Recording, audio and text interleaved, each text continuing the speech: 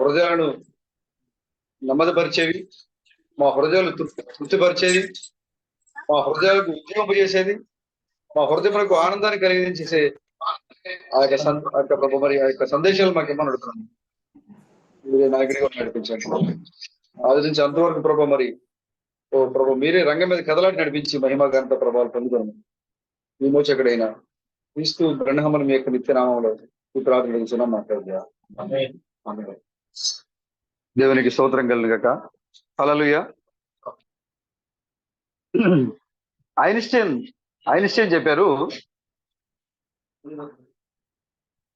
Bible అంతటిలో పత్రిక 11వ అధ్యాయం కనుక చదివితే ప్రపంచములు దేవుని వాక్యము చేత నిర్మించబడిను లేదా తయారు చేయబడిను అని అర్థమవుతోంది. కాబట్టి హెబ్రీ పత్రిక 11వ అధ్యాయం అంటే నాకు చాలా ఇష్టమైందని ఆయన స్టేట్మెంట్ ఇచ్చారు. దాన్ని మీరు హెబ్రీ పత్రిక 11వ అధ్యాయం కనుక మీరు చూస్తే దానిలో దేవుని వాక్యం వలన, దేవుని మాట వలన ప్రపంచంలో నిర్మించబడింది అని ఉంటుంది. విశ్వాసము ద్వారా ఆదాము దగ్గర నుంచి తన కాలం వరకు పౌలు గారు ఎక్స్ప్లెయిన్ చేస్తూ, ఆదాము దగ్గర నుంచి ఎక్స్ప్లెయిన్ చేస్తూ, వారి వారి కాలంలో ఎవరెవరైతే వారి వారి కాలాన్ని బట్టి మరి వాళ్ళు విశ్వాసం ఉంచారో వాళ్ళ కాలాన్ని బట్టి వాళ్ళకి వచ్చిన శ్రమలను జయించి విశ్వాస వీరులుగా వాళ్ళు నిలిచారో ఆ యొక్క విశ్వాసాన్ని బట్టి మాత్రమే దేవునికి ఇష్టమైనట సాధ్యము, విశ్వాసం లేకుండా దేవునికి ఇష్టమైనట అసాధ్యము అని పౌలు గారు హెబ్రీ పత్రికలో మాట్లాడతారు అక్కడ. కాబట్టి ఈ యొక్క ప్రపంచములు దేని వల్ల నిర్మించబడ్డాయి?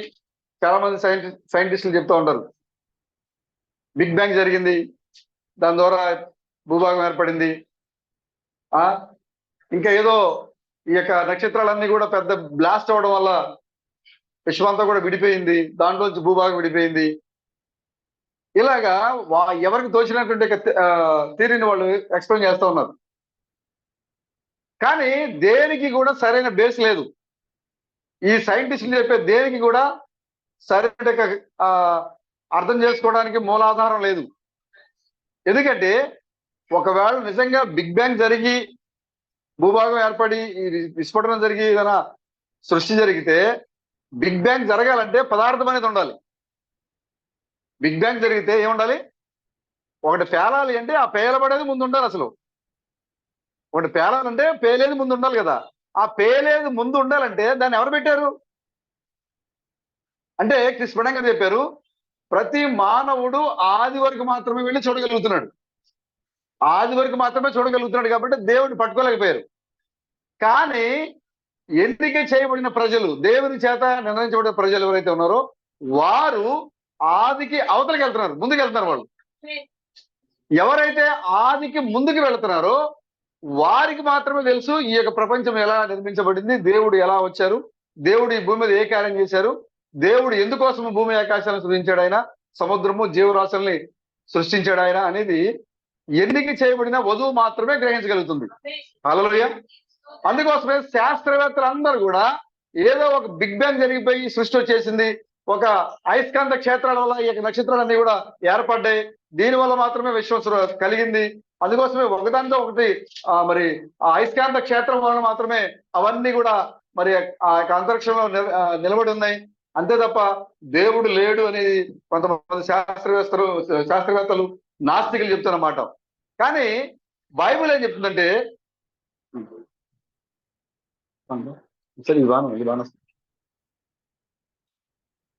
కానీ బైబిల్ ఏం చెప్తుందంటే దేవుని మాట వలన భూమి ఆకాశములు సృష్టించబడ్డాయి. హల్లెలూయా. దేవుని మాట వలన భూమి ఆకాశము సృష్టించబడింది అని నువ్వు నమ్మాలంటే అర్థమవుతుంది కదా. దేవుని మాట వలన ఈ భూమి ఆకాశాలు సృజించబడ్డాయి అని నువ్వు నమ్మాలంటే నీలో విశ్వాసం ఉండాలి. విశ్వాసం లేకుండా దేవునికి ఇష్టమైనట అసాధ్యము. దేవుని నువ్వు అసలు విశ్వాసం లేకపోతే నువ్వు పనిచేయవు. ఇది స్వయంగా చెప్తున్నారు. ప్రత్యక్షత గురించి నీకు ప్రత్యక్షత రావాలి అంటే ప్రత్యక్షత కూడా నీకు మళ్ళీ ప్రత్యక్షత కావాలంట. అర్థమవుతుందని అర్థమైనమాట. బైబిల్ చదవటానికి ఏం కావాలి? ప్రత్యక్షత కావాలి. ఆ ప్రత్యక్షత ఏంటో తెలియాలంటే మళ్ళీ నీకేం కావాలి? మళ్ళీ ప్రత్యక్షతే కావాలి. నీకు మామూలు కంటి ద్వారా నువ్వు గ్రహించలేవు వాక్యాన్ని. మామూలు చూపు ద్వారా నువ్వు గ్రహించలేవు వాక్యాన్ని. నువ్వు ఆది దాటి వెళితేనే దేవుడు పట్టుకోగలుగుతావు. నువ్వెవరో నీకు అర్థమవుద్ది. నువ్వు అక్కడి నుంచి నువ్వు అక్కడ నీ యొక్క స్థానం ఏంటో నీకు అర్థమవుద్ది. ఇప్పుడు అక్కడ నువ్వు ఎప్పుడైతే నిన్ను చూసుకోగలుగుతావో, ఇక్కడ ఈ లోకంలో నీ స్థానం ఏంటో నీకు అర్థమవుద్ది. అర్థమవుతుంది నా మాటలు. హల్లెలూయా. అందుకోసమే ఐన్స్టీన్ చెప్పాడు, దేవుని యొక్క వాక్యము హెబ్రీ పత్రిక 11వ అధ్యాయం మీద ఆధారపడి ఉంది. ప్రపంచములు హెబ్రీ పత్రిక 11వ అధ్యాయం మీద ఆధారపడి ఉన్నాయి. అది నాకు చాలా ఇష్టమైన అధ్యాయం అని చెప్పారు. మీరు చూడండి, ఇంటికి వెళ్తారు. చదివారు ఎప్పుడన్నా హెబ్రీ పత్రిక 11వ అధ్యాయం చదివారా? చర్చిలో మనం 2-3 సార్లు చదివినప్పుడు మాత్రం చదువుంటారు కదా. విశ్వాసం వల్ల ఏం జరిగింది అనేది పౌలు గారు ఆదాం దగ్గర నుంచి, అబ్రహాం దగ్గర నుంచి, ఇస్సాకు దగ్గర నుంచి, యాకోబు దగ్గర నుంచి ప్రతి ప్రవక్త ఆ కాలానికి సంబంధించిన ప్రతి ఒక్క వ్యక్తి గురించి తన కాలం వరకు వివరించుకుంటూ వచ్చి చివరికి ఒక మాట చెప్పారు ముగింపులో. వారు అంత త్యాగం చేసినప్పుడు కూడా మనము లేకుండా వారు సంపూర్ణులు కాలేరు. మనం వచ్చిన తర్వాత వాళ్ళు పరిపూర్ణత పొందుకుంటారు, వాళ్ళు సంపూర్ణత పొందుకుంటారు అని చెప్పారు. ఇదంతా కూడా విశ్వాసం మీద ఆధారపడింది. నీ యొక్క భక్తి జీవితం కూడా విశ్వాసం మీదనే ఆధారపడి ఉంది. యేసుక్రీస్తు కూడా గాడిద మీద మరియు గాడిద పిల్ల మీద ప్రయాణం చేశారు ఆయన. అవునా? మనం చాలాసార్లు అనుకున్నాం మనం గాడిద మరియు గాడిద పిల్ల గురించి అంశం మాట్లాడుకుందాం అని. కానీ ప్రభు తన యొక్క చిత్తాన్ని మనకు అనుమతించలేదు. గాడిద మరియు గాడిద పిల్ల మీద యేసుక్రీస్తు ప్రయాణం చేశారు. ఎందుకు చేస్తుంటారు అంటారు? రావాలని చేశారా? గాడిద మీద ఎందుకు రావాలి? గుర్రం మీద రావచ్చుగా, లేదా రథం మీద రావచ్చుగా. దావీదుకి క్రీస్తు బిడ్డగా చెప్పినట్లుగా తనకు అంతఃపురంలో చాలా రథాలు ఉన్నాయి, చాలా వేగంగా పరిగెట్టగల గుర్రాలు ఉన్నాయి, విలువైన గుర్రాలు ఉన్నాయి. కానీ తన కుమారుడు ఎందుకని గాడిద మీద ఆయన ఊరేగించుకుంటూ తీసుకొచ్చి గీహంలో రాజుగా అభిషేకం చేశారు. ఆయన గాడిద మరియు గాడిద పిల్ల మీద యేసుక్రీస్తు ఎందుకు యెరూషలేమును సవారీ చేశారు? ఎందుకు అంటే క్రీస్తు బిడ్డ గారు మాట్లాడుతున్నారు, గాడిద అనగా సామాన్యతకు గుర్తు. గాడిద అనగా సామాన్యతకు గుర్తు. దేవుడు తన యొక్క 2వ రాకడలో 2 స్వారీల్లో రాబోతున్నాడు అనేది ఒక గుర్తు. ఆమేన్. అర్థమవుతుందా? యేసుక్రీస్తు ఎందుకు గాడిద మీద వచ్చారో తెలుస్తుందా మీకు? దేవుడు తన యొక్క 2వ రాకడలో 2 స్వారీలు ఉన్నాయి. యేసుక్రీస్తు యొక్క 2వ రాకడలో 2 స్వారీలు ఉన్నాయి. మొదటి స్వారీ గాడిద మీద చేయాలి, 2వ స్వారీ గాడిద పిల్ల మీద చేయాలి. కాబట్టి యేసుక్రీస్తు ఎవరు రావాలి? 2వ రాకడలో యేసుక్రీస్తు రావాలి. యేసుక్రీస్తు 2వ రాకడలో వచ్చినప్పుడు గాడిద మీద మరియు గాడిద పిల్ల మీద ఆయన సవారీ చేయబోతున్నారు. అంటే అర్థం ఏంటంటే యేసుక్రీస్తు తన 2వ రాకడలో వచ్చినప్పుడు అతి సామాన్యంగా 2 పరిచర్యల ద్వారా తన యొక్క సంఘంలోనికి వస్తా ఉన్నారు అని ఆ యొక్క సూచన. అది హల్లెలూయా. అదే మనం ఆ మ్యాప్లు వేసి పెట్టాం. యేసుక్రీస్తు గాడిద మరియు గాడిద పిల్ల మీద వచ్చారు అంటే నా ఫోటో పెట్టి నేటి కాలంలో మోస్తున్న గాడిద నా ఫోటో పెట్టారు. నేను పెట్టాను, యేసుక్రీస్తు గాడిదను మరియు గాడిద పిల్లని ఎక్కి వస్తున్నారని సోషల్ మీడియాలో నేను పోస్ట్ చేస్తే ఒక గాడిదను తీసుకుని దానికి నా తలకాయ పెట్టి నేటి కాలంలో బ్రహ్మను మోస్తున్న గాడిద. చాలా సంతోషం అనిపించింది. ఆ గాడిదతో పోల్చారు నన్ను నిన్న. బ్రదర్ చాలా సంతోషం బ్రదర్. నేను నిజంగా ఆ రోజున ఆ గాడిద పిల్ల మెస్సియాను మోసింది, ఇప్పుడు మేము మోస్తున్నాం అంటే మాకు అంతకంటే ఎక్కువగా మా సంతోషం అనుకోవట్లేదు మాకు. హల్లెలూయా. గాడిద అనగా సామాన్యత గుర్తు, సామాన్యమైన జీవి, ఒక సాధుగా ఉండే ఒక జీవి. కాబట్టి దేవుడు 2వ రాకడలో 2 పరిచర్యలో తన 2 పరిచర్యలో ఆయన ఎలా వచ్చారు? సామాన్యతలో వచ్చారు. ఆయన సామాన్యతలో రాబోతున్నారని 2000 సంవత్సరాల క్రితమే గాడిద మీద మరియు గాడిద పిల్ల మీద ఆయన ఊరేగారు. ఎందుకు గాడిద మీద గాడిద పిల్ల మీద ఆయన ఎక్కారనే సంగతి నేటి వరకు కూడా ఎవరికీ తెలియదు. ఈ రోజు వరకు కూడా ఈ క్రైస్తవ ప్రపంచానికి ఎందుకు యేసుక్రీస్తు గాడిదను గాడిద పిల్లను ఎక్కారనే విషయం నేటికి కూడా తెలియదు. ఎందుకు ఎక్కారంటే సియోను కుమార్తె దానికి సమాధానం ఇస్తా ఉంది. ఎందుకంటే ఆయన సామాన్యుడిగా తన యొక్క 2వ రాకడలో 2 పరిచర్యల ద్వారా ఈ లోకానికి బయలుపరచుకోబోతున్నారని సందేశం ఇచ్చారు ఆయన. హల్లెలూయా. అందుకోసమే యేసుక్రీస్తు గాడిదను మరియు గాడిద పిల్లను ఎక్కారు ఆయన. చాలా సాధారణంగా, చాలా సామాన్యంగా వచ్చింది. యేసుక్రీస్తు ఉన్న కాలంలో సీమోను అనే ఒక వ్యక్తిని మనం చాలా సార్లు చెప్తున్నాం. ఆయన ఒక పరిసయ్యుడు, ఒక బోధకుడు. ఆయన చాలా ఉద్యోగ ప్రసంగికుడు. ఆయన ఎక్కడ కూడికలు పెట్టినా యేసు యేసు ఇక్కడ మాకు ఈ ప్రాంతానికి వచ్చారండి, ఆయన ముట్టుకున్నప్పుడు ఇగో ఒక వ్యక్తి, జబ్బుతో ఉన్న ఒక వ్యక్తి స్వస్థపడ్డాడు. ఇంకొక చోట కుడికి పెడితే, యేసు ఈ రోజు మా ప్రాంతానికి వచ్చారండి, ఇదిగో ఆయన కాళ్ళు లేవు కానీ ఆయన ముట్టుకోవడంతో నేను 2 కాళ్ళు వచ్చినాయి, ఆయన నడుచుకుంటూ వెళ్ళిపోయాడు. ఇదిగో యేసు ఈ ప్రాంతానికి వచ్చారండి, ఆయన ఊత చెయ్యి, ఆయనకి ఒక చెయ్యి బాగానే ఉంది, ఒక చెయ్యి సన్నగా ఉంటది, ఆయన ముట్టుకునేసరికి స్వస్థ వచ్చింది, 2 చేతులు కూడా బాగైపోయినాయి. ఎక్కడికి వెళ్ళినా కూడా ఈయన ఉద్యోగ ప్రసంగికుడు, ఈయన ప్రసంగాల్లో, ఈయన కూడికలో మరొకరి గురించి పొగుడుతున్నారు ప్రజలు.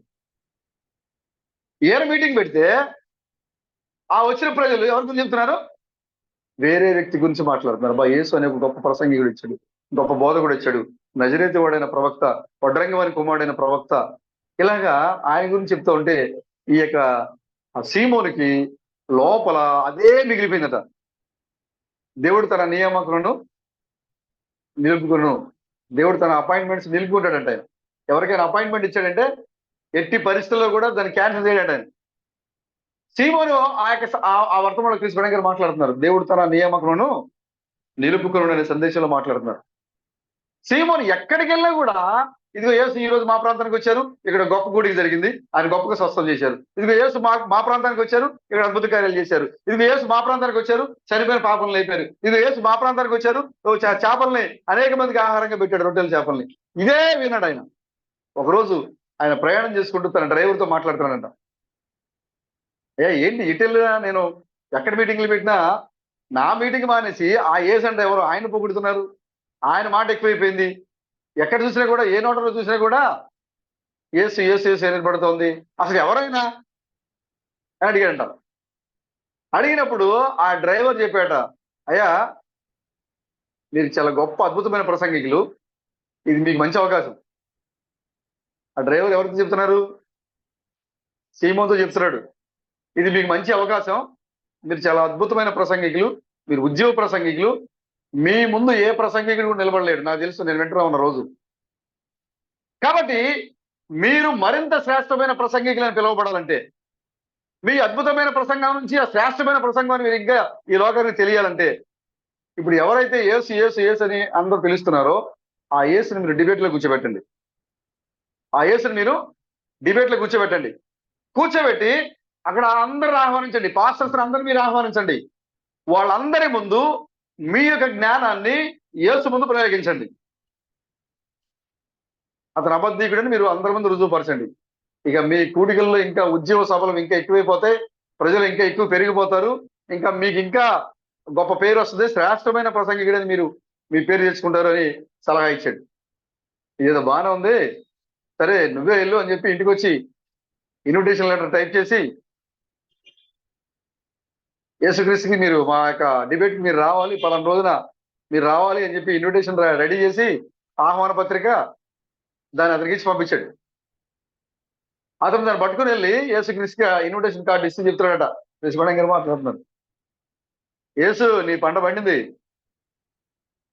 యేసు నీ పంట పండింది, నువ్వు ఎంతమంది చెప్తావు ఈ ప్రసంగాన్ని, ఒకళ్ళు నీ బోధ నిజమై ఉంటే, ఇదిగో మా పాస్ గారు పిలుస్తాడు, ఆహ్వానించాడు మిమ్మల్ని డిబేట్కి, అక్కడ కనుక నీ బోధ నిజమని నువ్వు నిరూపించుకున్నావు అనుకో, అప్పుడు నువ్వు ఊరు తిరగాల్సిన అవసరం లేదు, ఇంటింటికి వెళ్ళి నువ్వు సువార్త చేసే అవసరం లేదు, నడుచుకుంటూ వెళ్ళాల్సిన అవసరం లేదు, పస్తులు ఉండాల్సిన అవసరం లేదు, నీకు అవమానించాల్సిన అవసరం, నిన్ను అవమానాలు భరించాల్సిన అవసరం లేదు. నువ్వు ఆయన నమ్మాడు అనుకో, ఆయన నమ్మించావు అనుకో, అసలు లక్షలాది మంది ఆ కుటికల్లో ఆయన కూడా ప్రసంగిస్తాడు, ఆ ప్రసంగం చేసేందుకు నిన్ను ఆహ్వానిస్తాడు, నీ దగ్గరికే వస్తారు జనాలు, నువ్వు వెళ్ళాల్సిన అవసరం లేదు అని ఆ ఇన్విటేషన్ ఇచ్చాడంటే. యేసుక్రీస్తు అపాయింట్మెంట్ ఇచ్చాడు, ఓకే ఈ టైంకి నేను వస్తా, నేను ఖచ్చితంగా అక్కడికి వస్తా, అపాయింట్మెంట్ ఇచ్చాడు ఆయన. ఆయన అన్నట్లుగానే మనం చాలాసార్లు చెప్పుకున్నాం కదా, ఆయన నడుచుకుంటూ వచ్చాడు, దుమ్మంతా పట్టేసింది, చెమటలు పట్టేసింది, ఎండలో కాళ్ళ నిండా ఆ పశువుల పేడ అంటేసింది, ఎదురుగా అక్కడ ఆహ్వానించబడిన వాడికి ఆ పనివాడు దాసుడు అక్కడ ఉండి నీళ్లు ఇవ్వాలి, కడుక్కోవడానికి టవల్ ఇవ్వాలి, పై వస్త్రం ఇవ్వాలి, లోపలికి ఆహ్వానించాలి.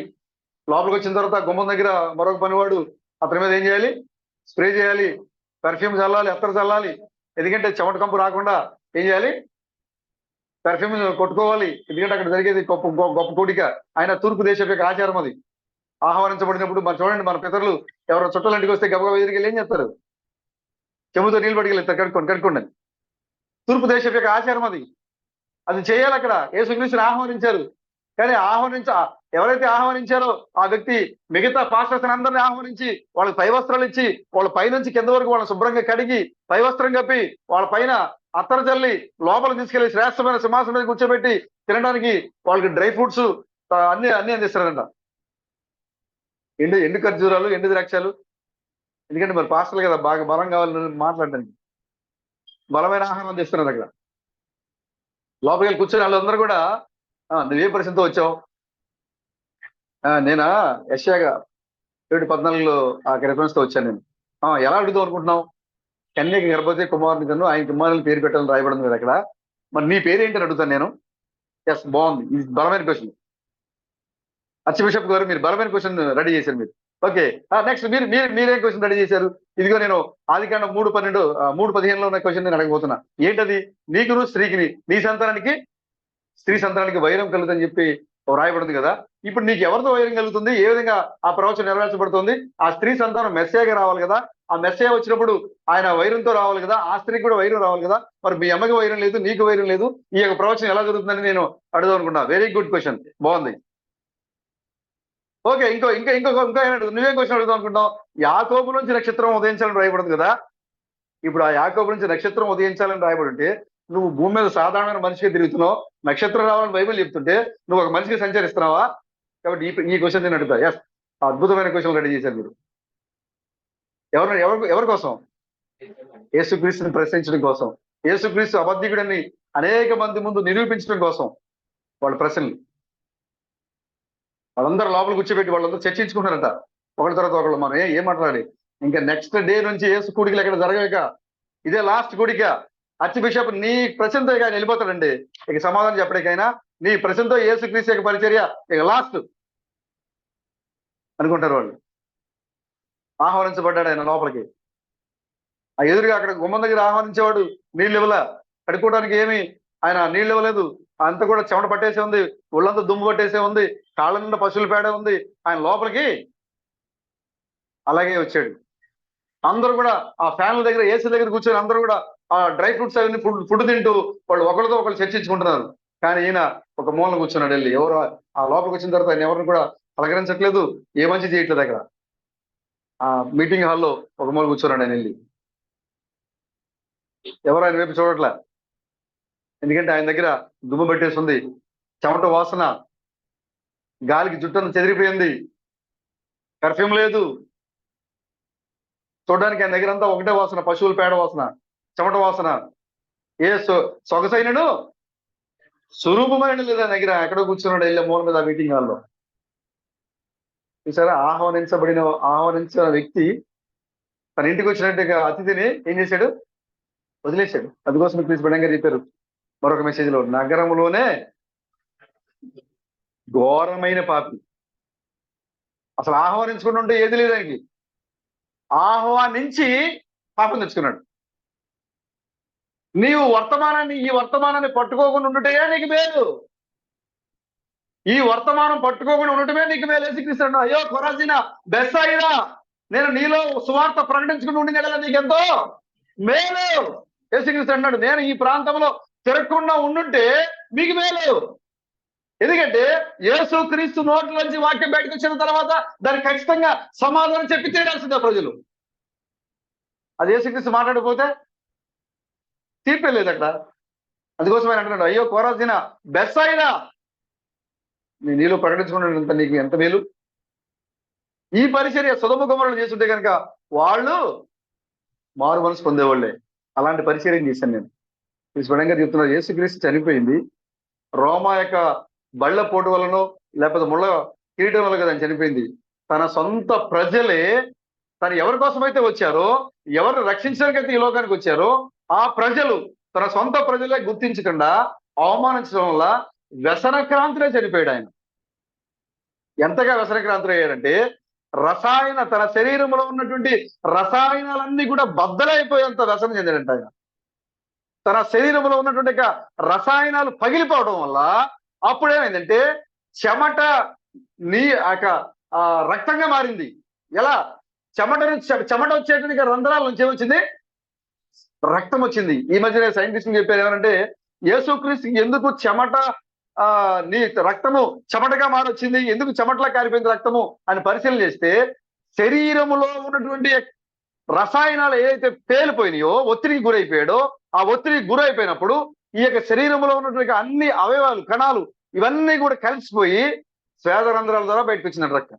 అంత ఒత్తిడికి లోనైపోయాడు, అంత వ్యసనక్రాంతుడు అయిపోయాడు ఆయన. ఏ విషయంలో? తన సొంత ప్రజలు, తన సొంత వారే ఆయన నమ్మలేదు, ఆయన తిరస్కరించారనే వ్యసనక్రాంతుడే చనిపోయాడు ఆయన. అందుకోసం ఆయన అన్నాడు, నేను మీకు ప్రకటించకుండా ఉండిన ఎడల మీకు మేలు. మనం కూడా ఈ లోకానికి ఈ వర్తమానం, ఈ నామము ప్రకటించకుండా ఉండటమే మేలు. మనం ఏ ప్రాంతానికి వెళ్ళట్లేదో, మనం ఏ ప్రాంతంలో ఈ నామాన్ని ప్రకటించట్లేదో వాళ్ళకి ఎంతో మేలు.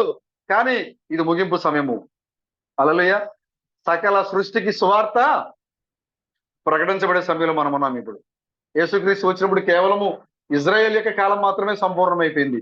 క్రీస్తు బెణం వచ్చినప్పుడు కేవలము క్రైస్తవులకు సంబంధించిన కాలం మాత్రమే సంపూర్ణమైపోయింది. కానీ ఇప్పుడు మనమున్న కాలము మొత్తం అన్నిటికీ ముగింపు. 7వ ముద్ర సగ కాలానికి ముగింపు, 7వ ముద్ర సమస్తానికి ముగింపు. కాలానికి ముగింపు, అన్నిటికీ ముగింపు, సమస్తానికి ముగింపు. ప్రతి ఇసుక రేణువు దగ్గర నుంచి ఆకాశ నక్షత్రం వరకు ఈ యొక్క వర్తమానం నమ్మి తీరాల్సిందే, వినాల్సిందే. మరుగైంది ఏది కూడా లేదు. హల్లెలూయా. ఇప్పటి వరకు పగలగొట్టబడిన ముద్రలు కనుక మరొక ముద్రలు ఉన్నాయి. లోపటను మరియు వెలుపటను వ్రాత కలిగిన ముద్రలు. ప్రకటన 5వ అధ్యాయంలో మనం చూస్తే కనుక దేవుని చేతిలో ఉన్న పుస్తకం ఎలా ఉంది? లోపట మరియు వెలుపట వ్రాత కలిగి ఉంది. అది 7 ముద్రలతో గట్టిగా ముద్ర వేసింది. పైన ఉన్న ముద్రలు వ్రాయబడిన ముద్రలు. తెల్ల గుర్రము, నల్ల గుర్రము, ఎర్ర గుర్రము, పాండురావర్ణ గుర్రము, అవునా? అవి రాయబడిన ముద్రలు అవి. కానీ వాటి వెనక దాగి ఉన్న మరొక 7 ముద్రలు ఉన్నాయి. అవి దేవుని యొక్క పేరే ఉన్నది. హల్లెలూయా. వ్రాయబడిన ముద్రలు అందరికీ అర్థమవుతున్నాయి. కానీ వాటి వెనక ఉన్న వ్రాయబడని ముద్రలు ఏవైతే ఉన్నావో అవి ఎవరికి అర్థం కావట్లా. ఉరుములు అనగా దేవుని స్వరము. ఉరుము అనగా దేవుని స్వరము. ఆ యొక్క 7 ఉరుములు అనగా దేవుని స్వరము తన యొక్క సొంత నామాన్ని పలికింది. అక్కడ దేవుడే తన సొంత పెదవుల ద్వారా, నరస్వరూపి అయిన దేవుడే తన సొంత పెదవుల ద్వారా, సింహాసనం మీద కూర్చున్న ఆ నరస్వరూపి అయిన దేవుడే తన సొంత పెదవుల ద్వారా ఆయన పలుకుతున్నాడు తన నిత్యమైన పేరుని. ఆయన పలుకుతున్నప్పుడు యోహాను వాటిని విన్నాడు. యోహాను దాన్ని గ్రహించలేదు, కానీ దానిని వ్రాయుటకు ఆయన సిద్ధపడుతుండగా అది వ్రాయుటకు ఆయన నిరాకరించబడ్డాడు. యోహాను, నువ్వు దాన్ని రాయొద్దు. హల్లెలూయా. అర్థమవుతుంది బ్రదర్? హల్లెలూయా. ముద్రలు వెనక ఉరుములు ఉన్నాయి. వ్రాయబడిన ముద్రల వెనక వ్రాయబడని ముద్రలు ఉన్నాయి. ఆ వ్రాయబడిన ముద్రలు క్రిస్ బెణం వచ్చినప్పుడు అమెరికాలో ఆయన ప్రకటించారు ఆయన. అయితే వాటిని ఎక్కడ బయలుపరిచారంటే ఆయన మరలా 3వ ఏడుపు వచ్చినప్పుడు, హల్లెలూయా, ఆయన మరలా మర్మాల గురించి చెప్పేటప్పుడు ఆయన వచ్చి వాటిని బయలుపరుస్తున్నాడు. ఆయన అక్కడ మాత్రం ముద్రలు పగలగొట్టారు మొదటి పరిచర్యలో. కానీ ఆయన 2వ పరిచర్య, 3వ పరిచర్య, 2వ ఏడుపులో, 3వ ఏడుపులో అక్కడ పగలగొట్టబడిన ముద్రల్ని ఇక్కడికి వచ్చి బయలుపరుస్తున్నాడు ఆయన. అర్థమవుతుంది కదా? అమెరికా దేశంలో ముద్రలు పగలగొట్టబడ్డాయి, బయలుపరచబడలేదు. విస్మరణమంటున్న 4వ ముద్రలో, ఓ సహోదరులారా, ఇదిగో మీరు తప్పిపోవద్దు, ఇదిగో విప్పబడిన 7 ముద్రలు అక్కడ ఉన్నవి. వాటి కాలాంతమందు ఆ గడియ వర్తమానం వచ్చినప్పుడు అవి విప్పబడును, అవి బయలుపరచబడును. హల్లెలూయా. అంటే అమెరికా దేశంలో ముద్రలు కేవలం పగలగొట్టబడ్డాయి, కానీ అవి విప్పబడలేదు. తెల్లగురం, నల్లగురం, ఎర్రగురం అని కాదు అక్కడ అర్థము. ఈ చివరి కాల సమయంలో సంఘాన్ని సాతాను ఏ విధంగా పాడు చేసింది, ఇదిగో రాజకీయ రూము సంఘరూముగా ఏ విధంగా అవతరించింది, యెజబేలు ఏ విధంగా సంఘాలకు వచ్చి కూర్చుంది, అది ఏ విధంగా పోపుగా రూపాన్ని మార్చుకుంటూ సంఘంలో కూర్చొని సంఘాన్ని మరి పాపంలో నెట్టివేస్తుంది. ఇవన్నీ కూడా ఆ ముద్రలు పగలగొట్టడం వల్ల ఆయన మరలా 2వసారి పరిచర్యలో వచ్చినప్పుడు మర్మాలు బయలుపరిచిన సమయంలో వీటన్నిటిని ఆయన విప్పి చూపించాడు మనకి. 7వ ముద్ర ఎలా పగలగొట్టబడింది, 7వ ముద్ర ఉన్న రహస్యం ఏంటి, ఇవన్నీ కూడా ఆయన 2వసారి వచ్చినప్పుడు మాత్రమే జరిగింది. హల్లెలూయా. ఎప్పుడు ఆయన ఒక పాదం భూమి మీద, మరొక పాదము సముద్రం మీద సింహము వలె ఆర్భాటించినప్పుడు. హల్లెలూయా. ఒక పరిచర్యతో ఆయన పేరు బయటికి రాలేదు. 2 పరిచర్యలు, 2 పాదాలు మోపి సింహం వలె ఆర్భాటించినప్పుడు అప్పుడు 7 ఉరుములు వాటి వరుస ప్రకారంగా మోగినాయి అక్కడ. అలవయ్య అంటే బ్రహ్నాం ఎవరో నీకు తెలియాలంటే అమెరికా పరిచయం అంటే నీకు అర్థం కావాలి, ఇండియా పరిచయం ఏంటో నీకు అర్థం కావాలి, భూమి మీద ఏ పరిచయం జరిగిందో తెలియాలి, సముద్రం మీద ఏ పరిచయం జరిగిందో తెలియాలి. అప్పుడు ఆ 7 ఉరుముల్లో దాగిన నామం ఏంటో నీకు బయలుపరచబడుతుంది. యెషయా గ్రంథము 21:9 మనకు ఒక మాట రాయబడింది అక్కడ, ఇదిగో జతలు జతలుగా రౌతుల దండు వచ్చుచున్నది. చూడండి ఒకసారి యెషయా 21:9.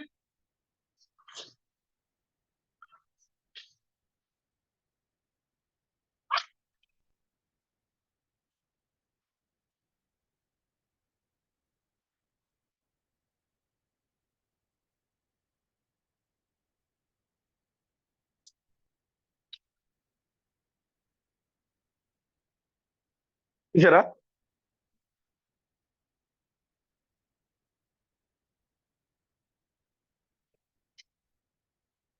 8వ వచనం చూడండి, 8వ వచనం నుంచి నేను చదువుతున్నా చూడండి.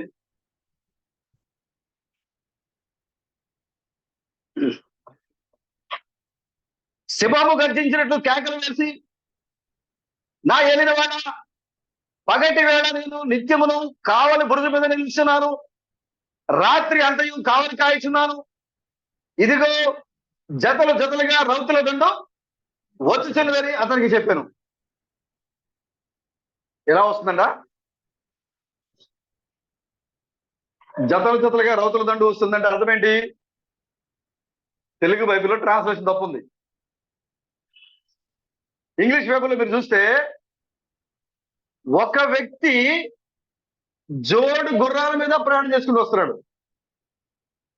ఒక వ్యక్తి ఇంగ్లీష్ బైబిల్ మీరు ఇంగ్లీష్ చూస్తే కనుక ఒక వ్యక్తి 2 గుర్రాల మీద స్వారీ చేసుకుంటూ వస్తున్నాడు.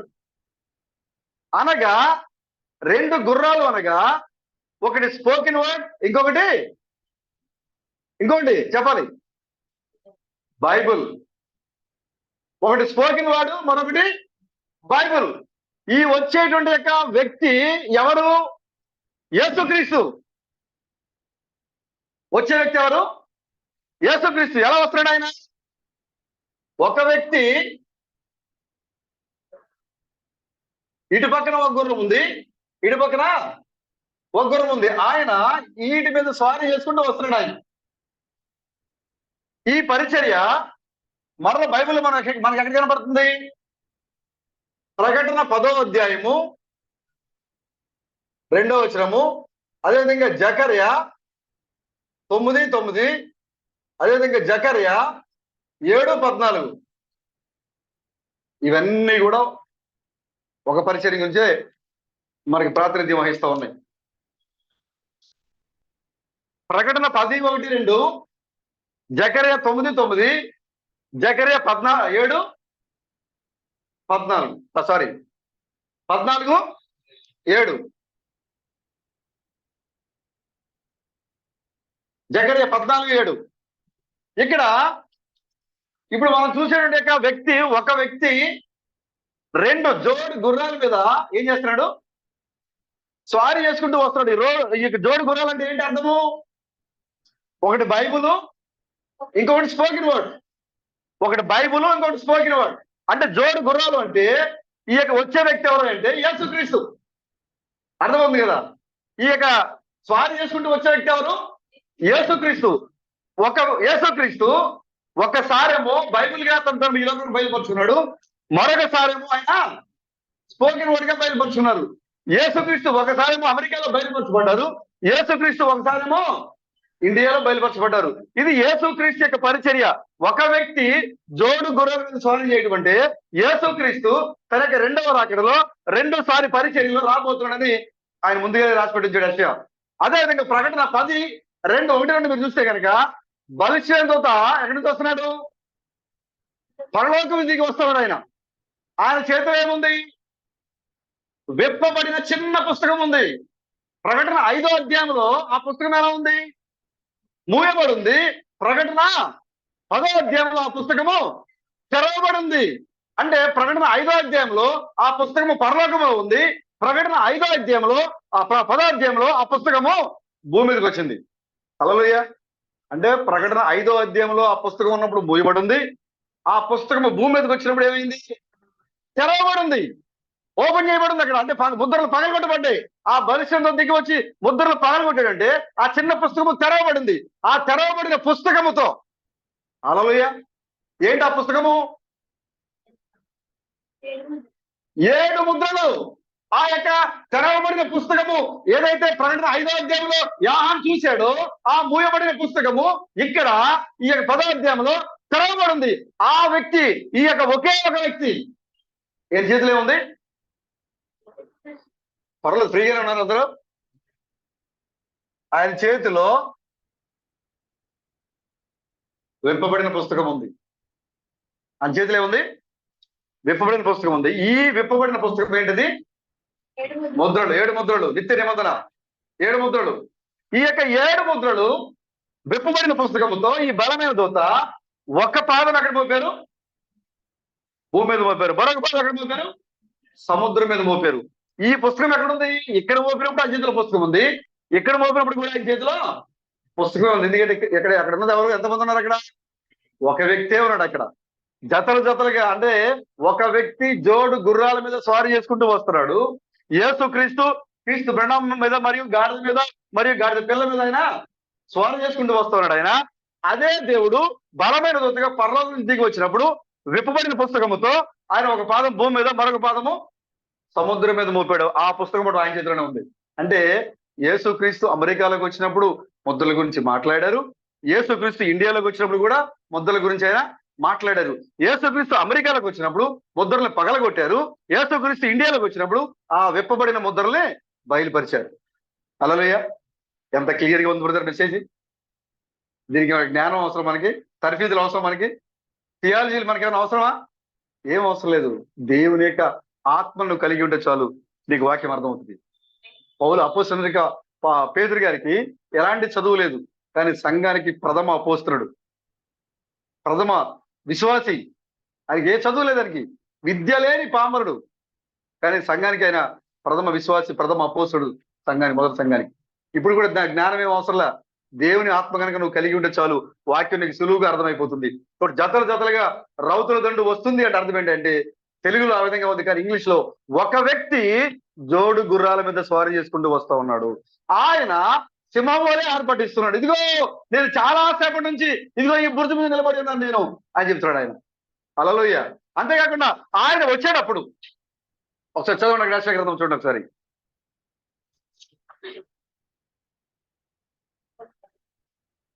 నా 9. ఇదిగో జతలు జతలుగా రౌతుల దండు వస్తున్నది అని చెప్పాను. అప్పుడు ఆయన ఏం చెప్తున్నారు అక్కడ? బబులోను కూలెను. అంటే ఎవరు వచ్చినప్పుడు బబులోను కూలుతా ఉంది? యేసుక్రీస్తు రెండవ రాకడలో రెండోసారి పరిచర్యలో వచ్చినప్పుడు ప్రకటన గ్రంథంలో కనుక మీరు చూస్తే, ప్రకటన 18వ అధ్యాయంలో మీరు చూస్తే, ఈ వేళ ఇక్కడ నొక్కుబడి నుంచి ఒకసారి 18 అధ్యాయం చెప్పండి. ప్రకటన 18 ఒకసారి చూడండి.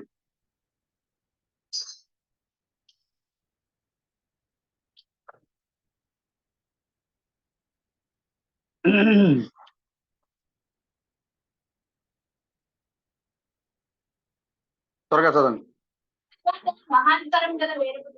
తీసారు అందరూ? చాలా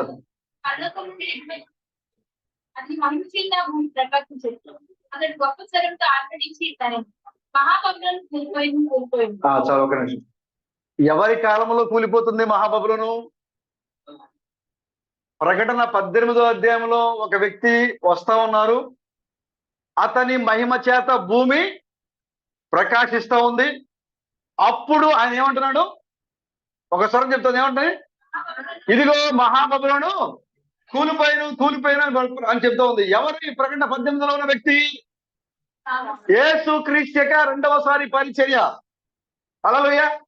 యేసుక్రీస్తు యొక్క రెండవ రాకడలో రెండవసారి పరిచర్య. అంటే యేసుక్రీస్తే. యేసుక్రీస్తు తూర్పు దిశ నుంచి, సూర్యోదయ దిశ నుంచి లేపబడినప్పుడు అప్పుడు ఆయన సువార్త వెలుగు ఈ భూభాగం అంతా కూడా వ్యాపిస్తూ ఉంది. హల్లెలూయా. యేసుక్రీస్తు యొక్క పరిచర్య ఇండియాలోకి వచ్చినప్పుడు, తూర్పు దేశంలోకి వచ్చినప్పుడు ఆ యొక్క పరిచర్య రెండవ రాకడలో రెండోసారి పరిచర్యలో క్రీస్తు థామస్ గా వచ్చినప్పుడు ప్రకటన 18 నెరవేర్చబడుతూ ఉంది. ఆ ప్రకటన 18లో వచ్చే వ్యక్తి ఎవరంటే క్రీస్తు థామస్. ఈ యొక్క వ్యక్తి వచ్చేటప్పుడు ఆయన మహిమ చేత భూమి ప్రకాశిస్తా ఉంది. అంటే అర్థం ఏంటంటే ఆయన వర్తమానము ఈ భూమిని నింపుతా ఉంది. ఇప్పుడు ఆయన ఏం మాట్లాడుతున్నాడు?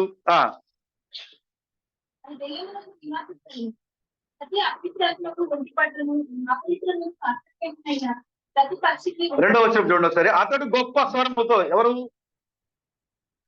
ఎవరైతే మహా అధికారంగా దూత వస్తా ఉన్నాడో ఆ వ్యక్తి, అతడు గొప్ప స్వరముతో ఆర్పాటించి ఇట్లా, నేను ప్రభుకి స్తోత్రం కలండి గాక, ఆయన చెప్తున్నాడు, ఇదిగో మహాబబులోను కూలిపోయాను అని చెప్తున్నాడు. ఇప్పుడు ఇక్కడ ఈ యొక్క జోడు గుర్రాల మీద వచ్చే వ్యక్తి ఏదైతే యెషయా గ్రంథము 21వ అధ్యాయము 9వ వచనంలో ఏదైతే ఒక వ్యక్తి 2 గుర్రాల మీద స్వారీ చేసుకుంటూ వస్తూ ఉన్నాడో ఆ సమయంలో ఆ వ్యక్తి వచ్చినప్పుడు ఏం జరుగుతుంది? అక్కడ బబులోను కూలిపోతుంది.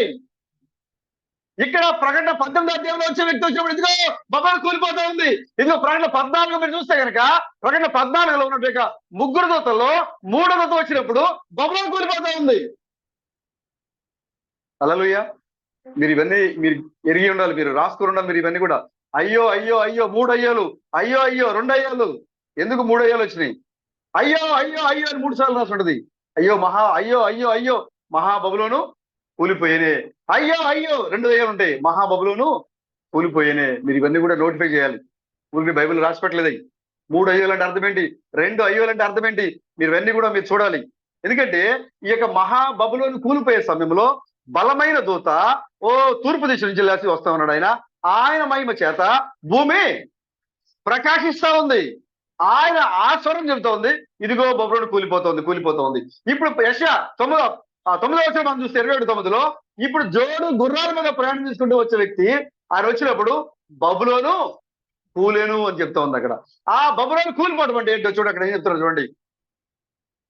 దాని దేవతా విగ్రహములన్నిటినీ ఆయన నేలను పడవేసి ఉన్నాడు, ముక్కలు ముక్కలుగా విరగొట్టుచున్నాడు అని చెప్పుచూ వచ్చాను.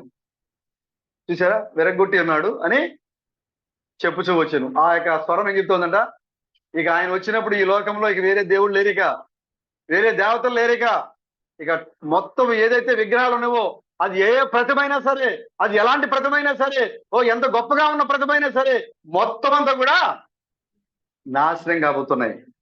ఎప్పుడు? యేసుక్రీస్తు జోడు గుర్రాల మీద వచ్చే సమయంలో. హల్లెలూయా. ఇప్పుడు మనము 2వ గుర్రం మీద సవారీ చేసే టైంలో మనం ఉన్నాం. ఇప్పుడు ఒకసారి అయిపోయింది, ఇప్పుడు 2వ గుర్రం మీద ఆయన స్వారీ చేస్తున్నాడు. ఆయన ప్రభుకి స్తోత్రం కలండి గాక. తెల్ల గుర్రం మీద ఆయన స్వారీ చేసుకుంటూ వస్తా ఉన్నాడు. ఆయన రాజులకు రాజుగా, ప్రభువులకు ప్రభుగా ఈ లోకాన్ని పరిపాలించడానికి రక్తంలో ముంచబడినట్టుగా వస్త్రాలు వేసుకొని ఆయన వస్తా ఉన్నాడు. ఆయన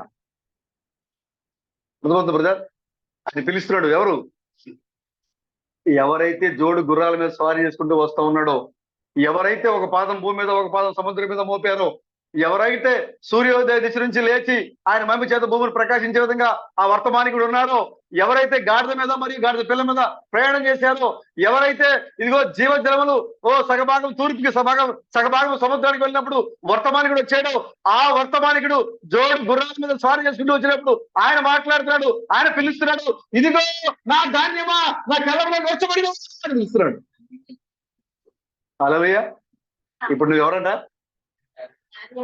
నువ్వు ఆయన యొక్క ధాన్యం అంటావు. ఆయన ధాన్యం అంటే ఆయన వ్యవసాయంలో వచ్చిన గింజలు నీవు, ధాన్యము నీవు అదేమని పిలుస్తున్నాడు చూడండి. అక్కడ యెషయా గ్రంథము 10వ వచనము 21:10.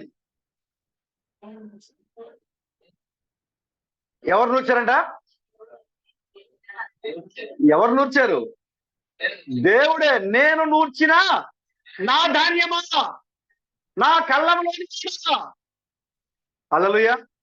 నువ్వు ఎవరి కళ్ళంలో ఉండాలి? దేవుడు నూర్చిన ధాన్యమై ఉంటే దేవుని కళ్ళంలో ఉంటావు నువ్వు. అవునా? ఏ రైతు కళ్ళంలో నెచ్చబడిందో ఆ ధాన్యం ఆ రైతు కళ్ళంలోనే ఉంటాయి. పక్క రైతు ధాన్యం మనకు రాదు కదా. ఆయన అంటున్నాడు, నా కళ్ళంలో నూర్చబడిన వాడా, నేను నూర్చిన నా ధాన్యమా. అంటే కోతకాల సమయంలో వస్తున్నాడు ఆయన. ఈ జోడు గుర్రాల మీద వచ్చే వ్యక్తి ఎప్పుడు వస్తున్నాడు? కోతకాల సమయంలో వస్తున్నాడు. కోతకాల సమయంలో వచ్చి అడుగుతున్నాడు ఆయన, నేను నూర్చబడిన వాడా, నా కళ్ళలో నూర్చబడిన వాడా, నా ధాన్యమా. హల్లెలూయా. నిన్ను నా ధాన్యమా అని పిలుస్తున్నాడు ఆయన. అంటే అర్థం ఏంటంటే ఒక ధాన్యము భూములు విత్తబడింది. ఆ ధాన్యం ఎవరు? యేసుక్రీస్తు. ఆ ధాన్యము ఎదిగి ఇప్పుడు కోతకాలం వచ్చాము. ఇప్పుడు అనేకమైనటువంటి ధాన్య గింజలు వచ్చేసినాయి. వీటిని దేవుడు ఏం చేశాడు? ఇప్పుడు సూపర్ చిచ్ అనే కళ్ళంలో వేసి ఆయన ఏం చేశాడు? ఆ సంఘంలో వేసి నిన్ను మెత్తగా ఆయన దుల్లగొడతా ఉన్నాడు. ఆయన సంఘంలోకి వస్తే బాగుంటుందని వచ్చాను, కానీ ఆయన లేపి దాన్ని ఏం చేశాడు? బండకేసి కొట్టాడు. ఆ ధాన్యం అనుకుంటుందట నీళ్లు పెట్టినప్పుడు, ఆహా ఈ రైతుకి నేనంటే ఎంత ప్రేమ, పొద్దుగా వాడిపోయేసరికి నీళ్లు పెట్టేస్తున్నాడే, పర్వాలేదు రైతు గారు, 2 రోజులైనా నేను తట్టుకోగలుగుతాను అని చెప్తుంది చెట్లు. లేదు లేదు లేదు, అసలు నీ వాడిపోవటానికి వీల్లేదు అని ఆయన తడి ఆరిపోక ముందే నీళ్లు పెడుతున్నాడు. దాని మీద కొన్ని రకాల పురుగులు కనబడేసరికి వెంటనే గబగబా వెళ్ళిపోతున్నాడు, పురుగు మందు తెచ్చేస్తున్నాడు, గబగబా ఆ పురుగు మందు లేకుండా చల్లేస్తున్నాడు. అప్పుడు ఆ పంట చెప్తుంది, పర్వాలేదు రైతు గారు, నేను పర్వాలేదు, నాకేమీ అంత పెద్దగా పురుగేం పెట్టలేదు, లేదు లేదు ఎక్కువైపోకూడదు, నీ పచ్చదనం కోల్పోకూడదు మందు వేస్తున్నాడు, నీ మీద పురుగు పట్టకూడదు మందు జల్లుతున్నాడు, నీకు ఎండిపోకూడదు నీళ్లు పెడుతున్నాడు, ప్రేమగా దగ్గరుండి చూసుకున్నాడు ఆయన. ఇంకేదైనా జరుగుతూ ఉంటే మైలేజ్ పెట్టుకుంటా, అయ్యో నా పొలం ఎండిపోద్దేమో, నా పొలం పురుగు పట్టేద్దేమో బాధపడుతున్నాడు. ధాన్యం వచ్చిన తర్వాత ఏం చేస్తున్నాడు? కొడవలు తీసుకుని కఠినంగా ఎక్కువ సోదరు పడేస్తున్నాడు. ఇప్పుడు దాకా ఎంత మెత్తగా పెంచాడో, ఎంత ప్రేమగా పెంచాడో, ఇప్పుడు ఏం చేస్తున్నాడు? కొడవలు తీసుకుని టక టక కోసి గిరంటేస్తున్నాడు. అబ్బో, రైతుకి అసలు జాలే లేదు. చూసారా? ప్రాసెస్ జరుగుతోంది. ఇప్పటి వరకు ప్రేమగా పెంచుకున్న రైతు ఇప్పుడు దాన్ని ఏం చేశాడు? గట్టిగా ఊపిరాడుకుంటూ బిగించి కట్టగట్టాడు. ఇప్పుడు ఇదేంటి, ఎంత స్వేచ్ఛగా ఎంతగా చేసిన ఈ రైతు నన్ను ఇప్పుడు ఏం చేశాడు? సంఘంలో తీసుకొచ్చాడు. ఇప్పుడు ఆ కట్టను తీసుకొచ్చి ఏం చేస్తున్నాడు? ఇప్పుడు లేపి బండకేసి బాదుతూ ఉంటే ఇప్పుడు అనుకుంటా ఉంది, అసలు ఈ రైతు జాలి లేనోడండి, అసలు ఈ రైతుకి జాలి లేదు. నేను అనుకున్నా నీళ్లు పెడుతుంటే అబ్బా నేనంటే ఎంత ప్రేమ అనుకున్నా, మంజు వెళ్తుంటే అబ్బా నేనంటే ఎంత ప్రేమ అనుకున్నా, కానీ జాలి లేని రైతు. దానికి అర్థం కావట్లేదు ధాన్యానికి, ఎందుకంటే ఉక్కిరి బిక్కిరి అయిపోతుంది. బండకేసి బాధ చేస్తున్నాడు ఆయన. అంతేకాకుండా మళ్ళా తీసి దాన్ని చాట్లో పోసుకొని ఏం చేస్తాడు? మళ్ళీ ఇంకా గాలికి ఉక్కిరి బిక్కిరి అయిపోతుంది, కొట్టుకుపోతున్నాడు ఇటు. బండకేసి బాధాడు, గాల్లో పెట్టి ఎగరేసాడు. మనం అనుకుంటున్నాం సంఘంలో, అబ్బా ఈ మెసేజ్ నమ్మకుండా ఉంటే ఎంత బాగుండేది, ఇప్పుడు దాకా దేవుడు అంటే ఏదో హాయిగా దీవెనలు ఇస్తాడు అనుకున్నాం, సుఖ సంతోషాలు ఇస్తాడు అనుకున్నాం, మనం అంటే ఎంత ప్రేమ అనుకున్నాం. కానీ చూస్తే ఇప్పుడు సంఘంలోకి వచ్చిన తర్వాత ఏం జరుగుతుంది? బ్రహ్మావని పేరు చెప్తే తిట్లు, ఆయన నామాన్ని ప్రారంభపడితే అవమానాలు. ఈ దేవుడికి అసలు జాలి లేదండి అనుకుంటున్నారు లేదా చాలా మంది? మానేశారా లేదా చాలా మంది? వదిలేసి వెళ్ళిపోయారు లేదా వాక్యాన్ని? వెళ్ళిపోయారు. కానీ రైతు దాన్ని ఏం చేస్తున్నాడు? గడ్డిలోంచి, పొట్టులోంచి, చెత్తలోంచి గింజను వేరు చేస్తున్నాడు. హల్లెలూయా. ఈ ప్రాసెస్ లో కొన్ని నొప్పులు, కొన్ని బాధలు కలుగుతూ ఉంటాయి మనకి. సంఘాల్లోంచి దేవుడు మనల్ని వేరు చేస్తున్నాడు, సంఘాల్లోంచి మనల్ని ప్రత్యేకిస్తూ ఉన్నాడు దేవుడు. ఈ ప్రాసెస్ లో కొన్ని శోధనలు మనకు అనుమతించబడతాయి, కొన్ని సమస్యలు మనకు అనుమతించబడుతూ ఉంటాయి. దానిని బట్టి దేవుడు తక్కువ చేస్తాడని చెప్పి నువ్వు అనుకోవద్దు. ఒకరోజు ఏం చేస్తున్నాడు ఆ రైతు? ఆ కొట్టిన ధాన్యాన్ని, ఆ తూర్పారబడిన ధాన్యాన్ని ఆయన చక్కగా ఎత్తి బస్తాల్లో పెట్టి జాగ్రత్తగా కుట్టి మళ్ళా తడిచిపోకుండా తీసుకుని పోయి ఎక్కడ పెడతాడు? తీసుకెళ్ళి తన ఇంటిలో ఒక ప్రత్యేకించబడిన గదిలో పెట్టుకుంటాడు తీసుకెళ్ళి. ఇప్పటి వరకు దాంతో పాటు చెత్త వేయబడి, పెన వేయబడి, ఇప్పటి వరకు దాంతో పాటు ఉన్నటువంటి గడ్డి, చెత్త, పొట్టు, తాలు అంతా ఇప్పుడు ఎక్కడుంది? అక్కడే ఆగిపోయింది, పొలంలోని. దానికి ఒక రోజు ఎండిపోయిన తర్వాత ఆయన గీసి దాన్ని అంటిస్తాడు. అదే అగ్ని, ఆరని అగ్ని. ఇప్పుడు దాకా మనతో పాటు తిరిగిన వాళ్ళే, మనతో పాటు ఉన్న వాళ్ళే, వాళ్ళని విడిచి రావాలి అంటే మనకి ఎంతో బాధ. అబ్బో ఎంతో మంచి స్నేహితుడండి, అయినా సరే వాక్యం నమ్మలా, నువ్వు రావాల్సిందే బయటికి. విత్తనము గడ్డి వేరు చేయబడాల్సిందే, పొట్టు వేరైపోవాల్సిందే. ఒకవేళ నువ్వు కనుక లేదు నేను నా పొట్టుతోనే ఉంటా అన్నావు అనుకో, నువ్వు కూడా ఆ అగ్నిలో ఆ పొట్టుతో పాటు కాల్చబడతావు. నువ్వు బలమైన విత్తనమై ఉంటే కనుక నువ్వు పొట్టులో పడవు అసలు. అవునా? బలమైన విత్తనం పొట్టుతో పాటు వెళ్ళిపోద్దా? వెళ్ళద్దా బ్రదర్? ఏ మాత్రం కూడా వెళ్ళదు. ఎంత పెద్ద బలమైన గాలి వచ్చినా సరే అది ఎక్కడే పడిపోతుంది. ఒకవేళ ఈ ధాన్యం రాజు తప్పి కొద్ది దూరం వెళ్ళదు తప్ప మరీ పొట్లోకి వెళ్ళి పడిపోతుంది. నువ్వు విశ్వాసం అయితే కనుక లోకంలో పొరపాటున నువ్వు కలిసిపోలేవు, కలవలేవు. నువ్వు ఒకవేళ పొరపాటున నువ్వు కలిసినా తిరిగి నువ్వు వెంటనే పైకి లేస్తావు. స్పందన గారు చెప్పినట్లుగా గొర్రె ఎప్పుడు కూడా బురద మడుగులో పడుకోలేదు. పడుకోగలుగుదా? పడుకోలేదు. ఎంత చల్లగా ఉన్నా సరే, పైన ఎంత వేడిగా ఉన్నా అది ఎక్కడో ఒకటి శాంతి తినడానికి చూస్తుంది తప్ప, ఒకవేళ పెద్ద బురద మడికి కనపడ్డా, పెద్ద నీళ్ళు కనపడ్డా దాంట్లో అది పడుకోవడం కానీ ఇష్టపడదు. ఒక విశ్వాసకుడు అంతే. నువ్వు ఎంత శ్రమల్లో ఉన్నా, ఎంత ఇబ్బందుల్లో ఉన్నా లోకంలో కలిసిపోవడానికి నువ్వు ఇష్టపడవు. లోకంలో నువ్వు కలిసిపోవు. అదే పంది అనుకోండి, ఏం చేస్తుంది? బురదలో పడుకుంటే పైకి రాదు. అది ఎక్కడుందో పరిగెత్తుకుంటూ వెళ్ళదు అక్కడికి. చూసారా? అందుకోసం తీసుకోవడానికి చెప్తున్నారు, నువ్వు పందిలా ఉన్నావా, గొర్రెలా ఉన్నావా? పంది బురదలోంచి బయటికి రాదు, కానీ గొర్రె పొరపాటు జారి పడ్డా కూడా ఎంత స్పీడ్ గా కింద పడిందో ఆ బురదలోంచి అంత వేగంగా పైకి లేస్తుంది. ఒక విశ్వాసి పాపంలో ఎంత మరి స్పీడ్ గా పడ్డాడో, లోకం ఎంత ఆకర్షించిందని అంతే వేగంగా మళ్ళీ అతను బయటకు వచ్చేస్తాడు. కారణం ఏంటంటే తన యొక్క స్వభావమే వేరు. కాబట్టి ఇప్పుడు నువ్వు ఎవరై అంటే దేవుని యొక్క కళ్ళంలో నూర్చబడిన ధాన్యమై ఉన్నావు. ఈ కోతకాల సమయంలో దేవుని యొక్క కళ్ళంలో నూర్చబడిన ధాన్యము. ఆయన ద్వారా మనం నూర్చబడ్డాం. ఆయనే వచ్చి మనల్ని నూర్చాడు. ఆయన అందుకోసం ఆయన అంటున్నాడు, ఎప్పుడు అంటున్నాడు ఆయన? 2 గుర్రాల మీద స్వారీ చేసుకుంటూ వచ్చి అంటున్నాడు ఆయన. ఒక గుర్రం మీద కాదు, 2 గుర్రాల మీద స్వారీ చేసుకుంటూ వచ్చి అన్నాడు ఆయన. అప్పుడు బబులోను కూలిపోతుంది అంటే ఈ లోకానికి శ్రమలు రాబోతున్నాయి, తీర్పు రాబోతుంది, ఆ మహావేశ్యకి తీర్పు జరగబోతుంది. దానికంటే ముందుగా ఆయన నేను పేరు పెట్టి పిలుస్తున్నాడు, నా ధాన్యమా, నా కళలో వచ్చబడిన వాడా అని పిలుస్తున్నాడు ఆయన. నువ్వు నా దగ్గరికి వచ్చాయి. సంఘము కొనిపోబడుతుంది మరణం లేకుండా. ఈ లోకంలో శ్రమలు చూడకుండా సంఘము కొనిపోబడుతుంది. ఏలియా ఏ విధంగా అయితే ఒక రహస్య స్థలంలో ఉండి పోషించబడ్డారు, యెజెబెలు చూసి భయపడి పారిపోయాడు. ఒక రహస్య స్థలంలో ఉండి ఆయన పోషించబడ్డాడు.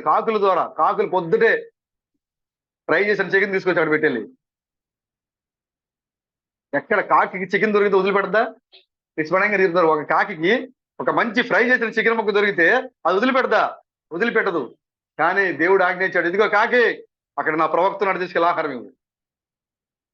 అది చాలా జాగ్రత్తగా దాని మట్టి ధూళి ఏమి అంటకుండా పట్టుకొని తీసుకుని పోయి ఏలియా ఎక్కడ ఉన్నాడు అక్కడికి వెళ్ళి బురద అంటకుండా అక్కడ పెట్టి వచ్చేదంట. ఆయన పొద్దున్న లేచి చూస్తే ఆహారం అక్కడ రెడీగా ఉండేది. భోజనం చేసి ఆ కెరుతు వాగు దగ్గర నీళ్లు తాగి మళ్ళీ ప్రార్థన చేసుకుంటూ అక్కడే ఉండేవాడు ఆయన. ఎన్ని రోజుల పాటు ఉన్నాడు అక్కడ? 40 రోజుల పాటు ఉన్నాడు అక్కడ. 40 రోజులు ఉన్నాడు అక్కడ. భయపడ్డాడు, పారిపోయాడు. గొప్ప సందేశం సోదరుడు. ఏలియా భయపడి పారిపోయాడు యెజెబెలుకి. నేను చంపేస్తామా ప్రార్థన చేస్తాడు. ప్రభువా, ఇదిగో నేను ఒక్కడే మిగిలిపోయాను, యెజెబెలు అందరిని చంపించేసింది, నేను ఒక్కడే మిగిలిపోయాను అని ప్రార్థన చేస్తున్నాడు. అప్పుడు దేవుడు చెప్తున్నాడు, లేదు ఏలియా, బయలుకు మోకాలు ఉన్నవారు, యెజెబెలుకి భయపడకుండా ఉన్నవారు 7,000 మంది ఇంకా ఉన్నారు నాకు అక్కడ. ప్రభుకి స్తోత్రం కలుగుగాక. చూడండి, భయపడి పారిపోయి ఒక రహస్య స్థలంలో దాక్కున్న ఆ ఏలియా ఆహాబుని కలుసుకున్నాడు. ఇప్పుడు ఆహాబు దగ్గరికి వచ్చాడు, ఆహాబుని కలుసుకున్నాడు. దేవుడు చెప్తున్నాడు, నువ్వు వెళ్ళిపో. స్వయంగా చెప్పారు, ఏలియా ముసలివాడు, వంగిపోయి కర్రత సాయంతో నడిచేట ముసలివాడు. కానీ ఆ సమయంలో ఆయన లేచి చూసినప్పుడు ఒక మేఘం పైకి లేస్తా ఉంది. వర్షము భయంకరంగా పట్టింది, ఒక మబ్బు, దాంట్లో నుంచి ఒక మేఘం పైకి లేచింది. ఎప్పుడైతే ఒక మానవ హస్తం దాంట్లో కనపడతా ఉంది, ఎప్పుడైతే ఆ మేఘం పైకి లేచిందో ఆ మేఘం చూస్తుంటే ఏలియా ఆహాబు రథముల కంటే ముందుగా పరిగెట్టాడు అక్కడికి. హల్లెలూయా. ఒక ముసలివాడు 40 రోజుల పాటు దూరంగా భయపడి పారిపోయిన ఒక ముసలి ప్రవక్త ఎప్పుడైతే మేఘం కనపడింది ఆయనకి, ఏం చేశాడు ఆయన? ఆహాబు రథము కంటే వేగంగా పరిగెట్టాడు. వెళ్ళి అక్కడ ఊళ్ళో కలుసుకున్నాడు ఆహాబు. ఇప్పుడు నువ్వు ఆ మేఘం కలుసుకోవాలి మనం ఇప్పుడు. హల్లెలూయా. ఆ మేఘాన్ని కలుసుకుంటే నీవు ఎంత వృద్ధుడవైనా, నువ్వు ఎలాంటి వాడివైనా ఆహాబు రథముల కంటే వేగంగా పరిగెట్టగలవు నువ్వు. హల్లెలూయా. ఒక రహస్య స్థలంలో పోషించబడ్డాడు ఏలియా. ఇప్పుడు కృష్ణుడు గారు అన్నారు, ఇప్పుడు వధువు కూడా ఒక రహస్య స్థలంలో పోషించబడుతూ ఉంది. అత్యున్నతమైన సంఘంలో రహస్యంగా ఆమె పోషించబడుతూ ఉంది. దేవుడు మనల్ని పోషిస్తూ ఉన్నాడు. ఆనాడు కాకుల ద్వారా ఏలియాకి ఏ విధంగా అయితే ఆహారం వచ్చిందో, ఇప్పుడు ప్రవక్త వర్తమానము ద్వారా, పక్షిరాజు ముక్కు ద్వారా వాక్యం పంపించాడు దేవుడి దగ్గరికి. ప్రతిరోజు ఏ దినానికి కావాల్సిన ఆహారము ఆ దినానికి పక్షిరాజు తన నోటితో ఆహారం పట్టుకొచ్చి నీ నోట్లో పెడతా ఉంది.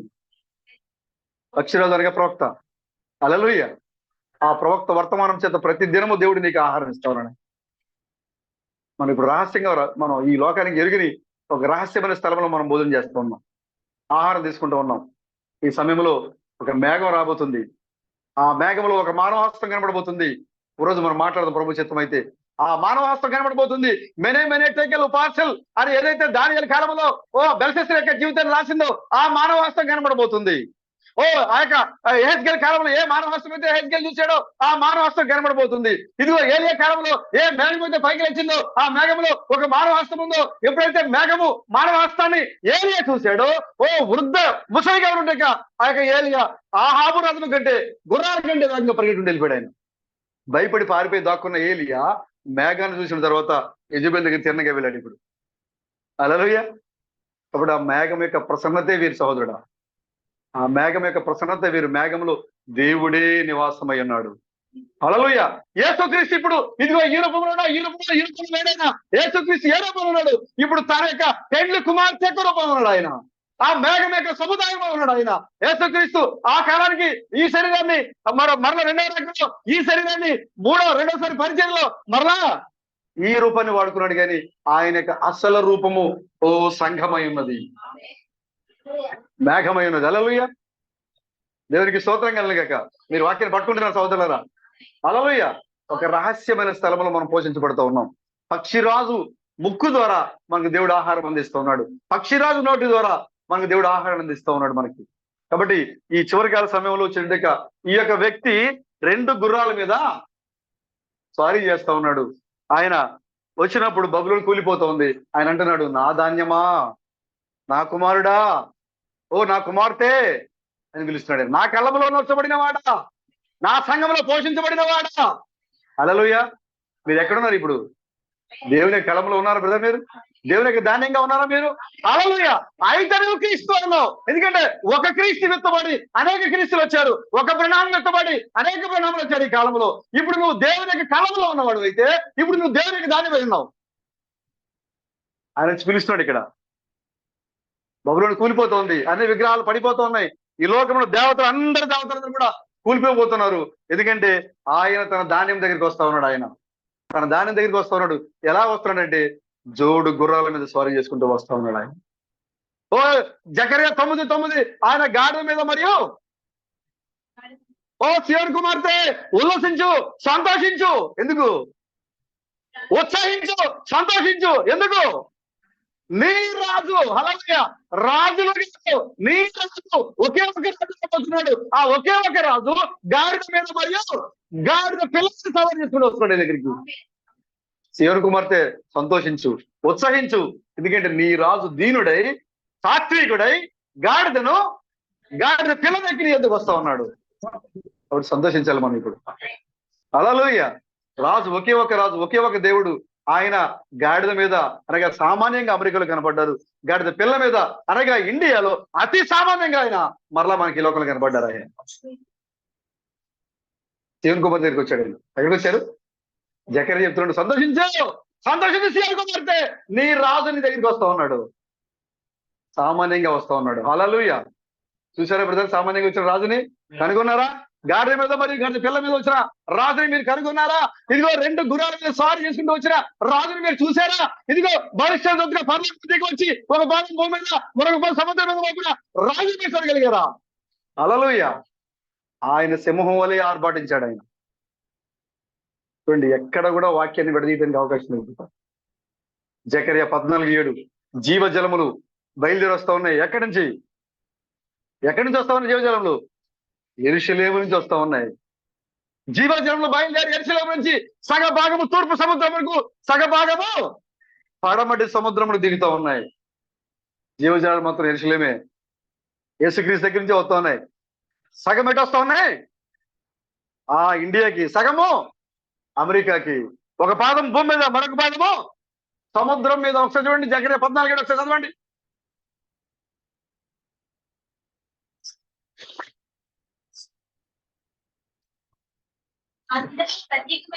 పేజ్ నెంబర్ చెప్పండి.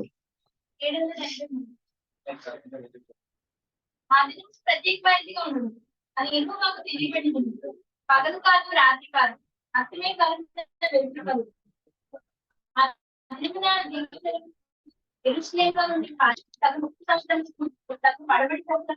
ఒక నిమిషం తీశారు అందరూ. ఇంకా బైబిల్ చూస్తూనే ఉన్నారు. పేజ్ నెంబర్ చెప్పినా కూడా ఒక మనిషిని పెట్టాలి మీ బైబిల్ తీసేటకి. జకర్యా 14.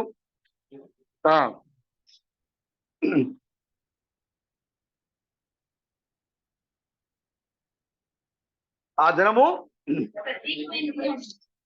ఏ దినము అది చెప్పాలి. God bless brother.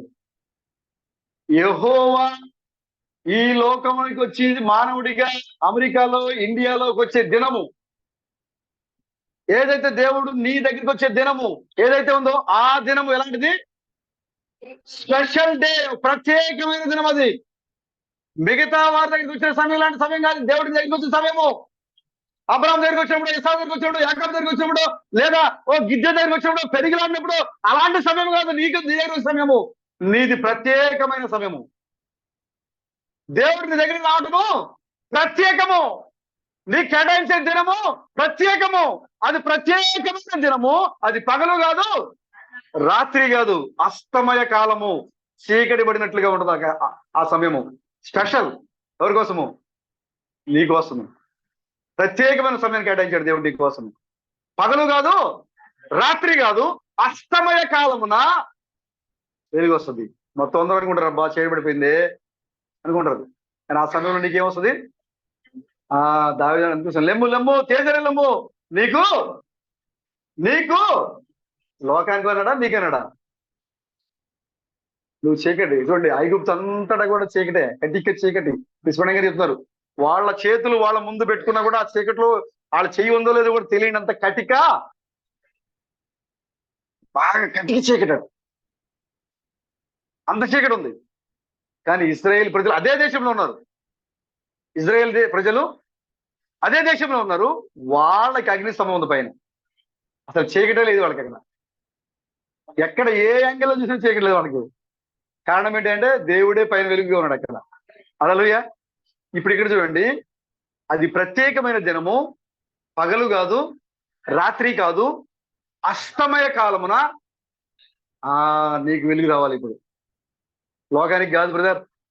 అస్తమయ కాలమున పెళ్లి కుమార్తెకి ఏం రావాలి? వెలుగు రావాలి. ఆ యొక్క వెలుగులో కనబడుతుంది. ఇప్పుడు ఈ యొక్క వెలుగులో నీకేం కనబడాలి? ఇప్పుడు చదువు ఒకసారి. నీకు వెలుగుంటే, అస్తమయ కాలం యొక్క వెలుగు నీ దగ్గర ఉంటే నీకు అప్పుడు కనబడుతుంది. చీకటిగా ఉంది లోకానికి, చీకటిగా ఉంది కాబట్టి, ఈ లోకం దగ్గర లైట్ లేదు కాబట్టి, వెలుగు లేదు కాబట్టి, ఆ జీవజలములు ఎక్కడి నుంచి వచ్చినాయో వాళ్ళు తెలియదు. కానీ నీ దగ్గర ఏముంది? వెలుగుంది. కాబట్టి నువ్వు వెలుగులో ఉన్నావు కాబట్టి ఆ జీవజలములు ఎక్కడి నుంచి వచ్చిన మ్యాపేషన్ చూపిస్తా ఉన్నావు. నీకు కనబడతా ఉన్నాయి. ఈ జీవజలములు యెరూషలేము నుంచి ప్రవహిస్తూ వస్తా ఉన్నాయి. అనగా యేసుక్రీస్తు దగ్గర నుంచి ఈ వాక్యం వస్తా ఉంది. ఎక్కడి నుంచి? యేసుక్రీస్తు దగ్గర నుంచి ఈ వాక్యం వచ్చి అమెరికా దేశానికి వెళ్ళింది. ఆ యేసుక్రీస్తు యొక్క వాక్యమే ఇండియా దేశానికి వచ్చింది. నీకు మాత్రమే ఎందుకు అర్థమైంది? కారణం ఏంటి? కారణం ఏంటి? నీ వెలుగులో ఉన్నావు. హల్లెలూయా. మీరు వెలుగు సంబంధులు. యోహాను సువార్త ఎందుకు చెప్తున్నారు? మీరు వెలుగు సంబంధులు. వెలుగు ఈ లోకానికి వచ్చాను కానీ లోకము దాన్ని గ్రహింపలేదు. నీవు ఈ లోకానికి వెలుగై ఉన్నావు. నువ్వు వెలుగు సంబంధులు. మీరు చీకటి సంబంధులు కాదు. మీరు వెలుగు సంబంధులా. లైట్ కావాలి మనకి. బొద్దింక లైట్ వేస్తే ఏం చేస్తాయంట? పారిపోతాయి. చీకటే కావాలి వాటికి, బొద్దింకలకి. కానీ మనకేం కావాలి? వెలుతురు కావాలి. మనం వెలుతురులోనే ఉంటాం మనం. అందుకోసమే ఆ దినమున, ఆ ప్రత్యేకమైన దినమున యేసుక్రీస్తు బయలుదేరి స్వారీ చేసుకుంటూ వస్తా ఉన్నారు యెరూషలేము నుండి. ఎక్కడికంటే సగభాగము తూర్పు సముద్రముకు, సగభాగము పడమర సముద్రం. ఇక్కడికి వస్తా ఉన్నాడు ఆయన. ఎన్ని రిలేషన్ రెఫరెన్స్ ఉన్నాయి బ్రదర్? అర్థమవుతుందా? యేసుక్రీస్తు యొక్క రెండవ రాకడ మీకు అర్థమవుతుందా? యేసుక్రీస్తు ఎలా పరిచయం జరుగుతుందో అర్థమవుతుంది కదా. యేసుక్రీస్తే జోడు గుర్రాలను స్వారీ చేసుకుంటూ వచ్చారు. యేసుక్రీస్తే గాడిద మీద మరియు గాడిద పిల్ల మీద వచ్చారు. యేసుక్రీస్తే పరలోకం నుంచి విప్పబడిన పుస్తకం తీసుకొని భూమి మీద మరియు సముద్రం మీద మోపారు. యేసుక్రీస్తే యెరూషలేము నుండి జీవజలాలు బయలుదేరి సగం పడమటికి, సగము తూర్పుకి, అంటే సగము అమెరికాలో మరియు సగము ఇండియాలో. అమెరికా మెసేజ్ ఒక్కడ చాలు బ్రదర్ మాకు. ఇక మాకేం అవసరంలా. ఇక్కడికి ఏమొచ్చింది? ఎంత వచ్చింది మెసేజ్? సగం తీసుకుంటే నీకేమవుతుంది బ్రదర్? లేదు బ్రదర్, మాకు థామస్ గారి మెసేజ్ మొత్తం అవసరం లేదు, సగం చాలు మాకు. కుదరదండి. ఈ రెండు కలిపితేనే, రెండు పాదాలు మోపినప్పుడే సింహము ఆర్భాటించింది. అప్పుడు 7 ఉరుములు పలికినాయి. ఇక్కడ నీకు అమెరికా పరిచర్య, ఇండియా పరిచర్య, 2 పరిచర్యలు నీకు తెలిస్తేనే బ్రహ్మం ఎవరో నీకు పూర్తిగా అర్థం అవుతుంది. లేకపోతే నీకు అర్థం కాదు, నువ్వు గ్రహించలేవు. ప్రభుకి స్తోత్రం కలండి గాక. మనం ఏ సంబంధులము? వెలుగు సంబంధులము. మనము వెలుగు సంబంధం. దాన్ని ఇంకా మరి సాయంత్రం మనం ఇంకా మరింత తేటగా మనం చూద్దాం. వెలుగు సంబంధులు అంటే వాళ్ళు ఎక్కడి నుంచి వచ్చారు. కాబట్టి సహోదరులారా, ఆ ఏలియా రహస్య స్థలములో ఉండి ఏ విధంగా అయితే ఆహారాన్ని పొందుకొని ఆ మేఘం కొంచెం చూసిన తర్వాత ఆయన ఏ విధంగా అయితే వెళ్ళి ఆ యెజబెల్ ముందు, ఆహాబు ముందు ఆయన మరి ఎక్కువగా ప్రవశించాడు. ఇప్పుడు మనము రహస్య స్థలంలో పోషించబడ్డాము. ఇప్పుడు మన మధ్యకి ఏమొచ్చింది? మేఘం వచ్చింది. హల్లెలూయా. మేఘం అనగా అర్థం ఏంటి? దేవుడు దిగి వచ్చాడు. దేవుడు దిగి రావడం అర్థం ఏంటి? 7 దేవుడి కుమారుల యొక్క సముదాయములో, సంఘము లోపలికి దేవుడు దిగి వచ్చాడు. ఇప్పుడు ఆ యొక్క సంఘం, ఏ సంఘములో అయితే ఆ మేఘం ఏర్పడుతుందో, ఏ సంఘం పైన అయితే ఆ మేఘం ఆవరించిందో, వారు వృద్ధాప్యంలో ఉన్నా సరే యవనస్తులో పరిగెట్టబోతున్నారు వాళ్ళు. హల్లెలూయా. ఒక చిన్న ఫంక్షన్ లో స్వయంగా భోజనానికి వెళ్ళారు. ఇక్కడ చాలా మంది వచ్చారు. అక్కడ చాలా మంది వచ్చినప్పుడు ఒక సహోదరుడు బ్రహ్మం అడిగారట, బ్రదర్ బ్రహ్మం మీ యొక్క వయసు ఎంత? మీ వయసు ఎంత బ్రదర్ బ్రహ్మం అంటే ఆయన ఆలోచించి నా వయసు 26 అన్నారంట. అప్పటికే ఆయనకి 50 వచ్చేసినాయి. ఇదేంటి బ్రదర్ మీరు 26 అంటే?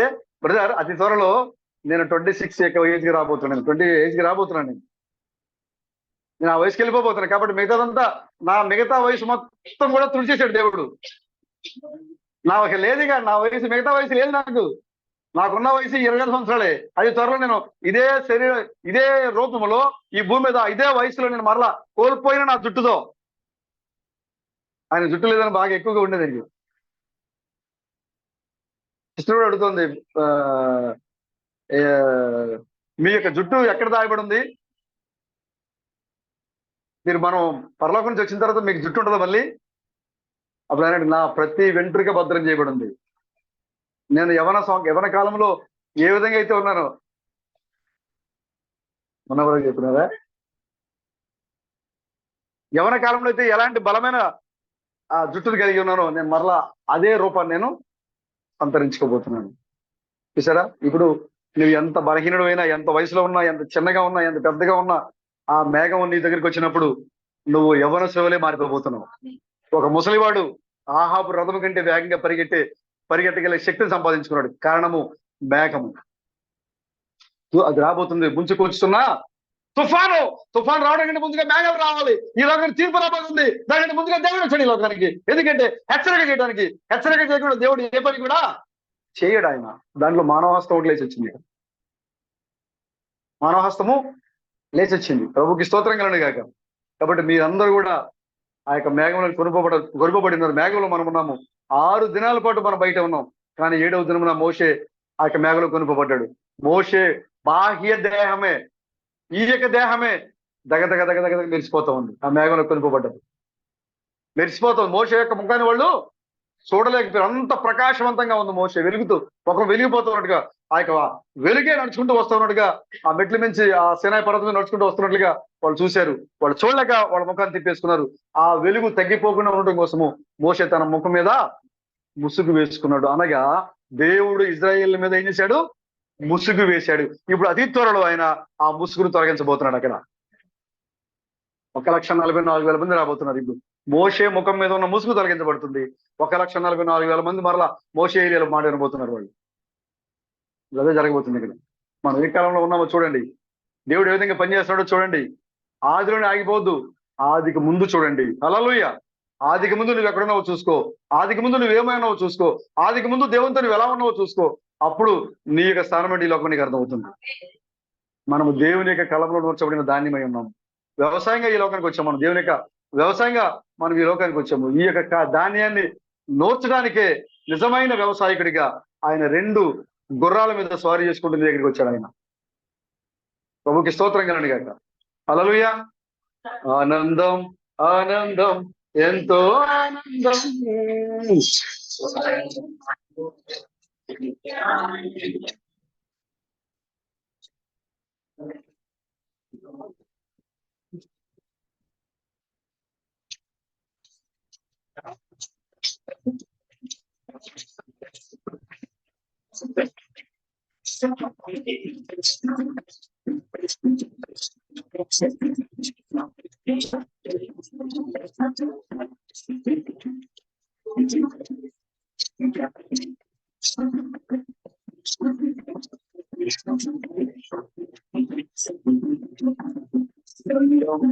ఆనందం ఎంతో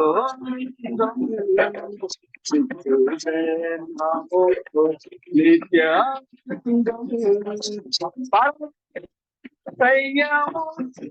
చూస్తుండగా అపవాది సైన్యము పడుకో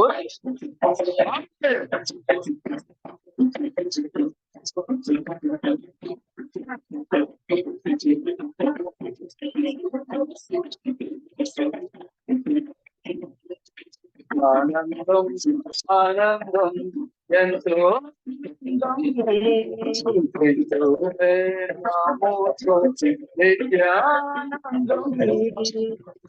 హల్లెలూయా హల్లెలూయా. క్రిస్ థామస్ లోకంలో ఉన్నప్పుడు తన యొక్క సందేశాన్ని ఒక వైద్యుడికి ఇచ్చాడు. వినేమంటారు, మీరు విన్నారా?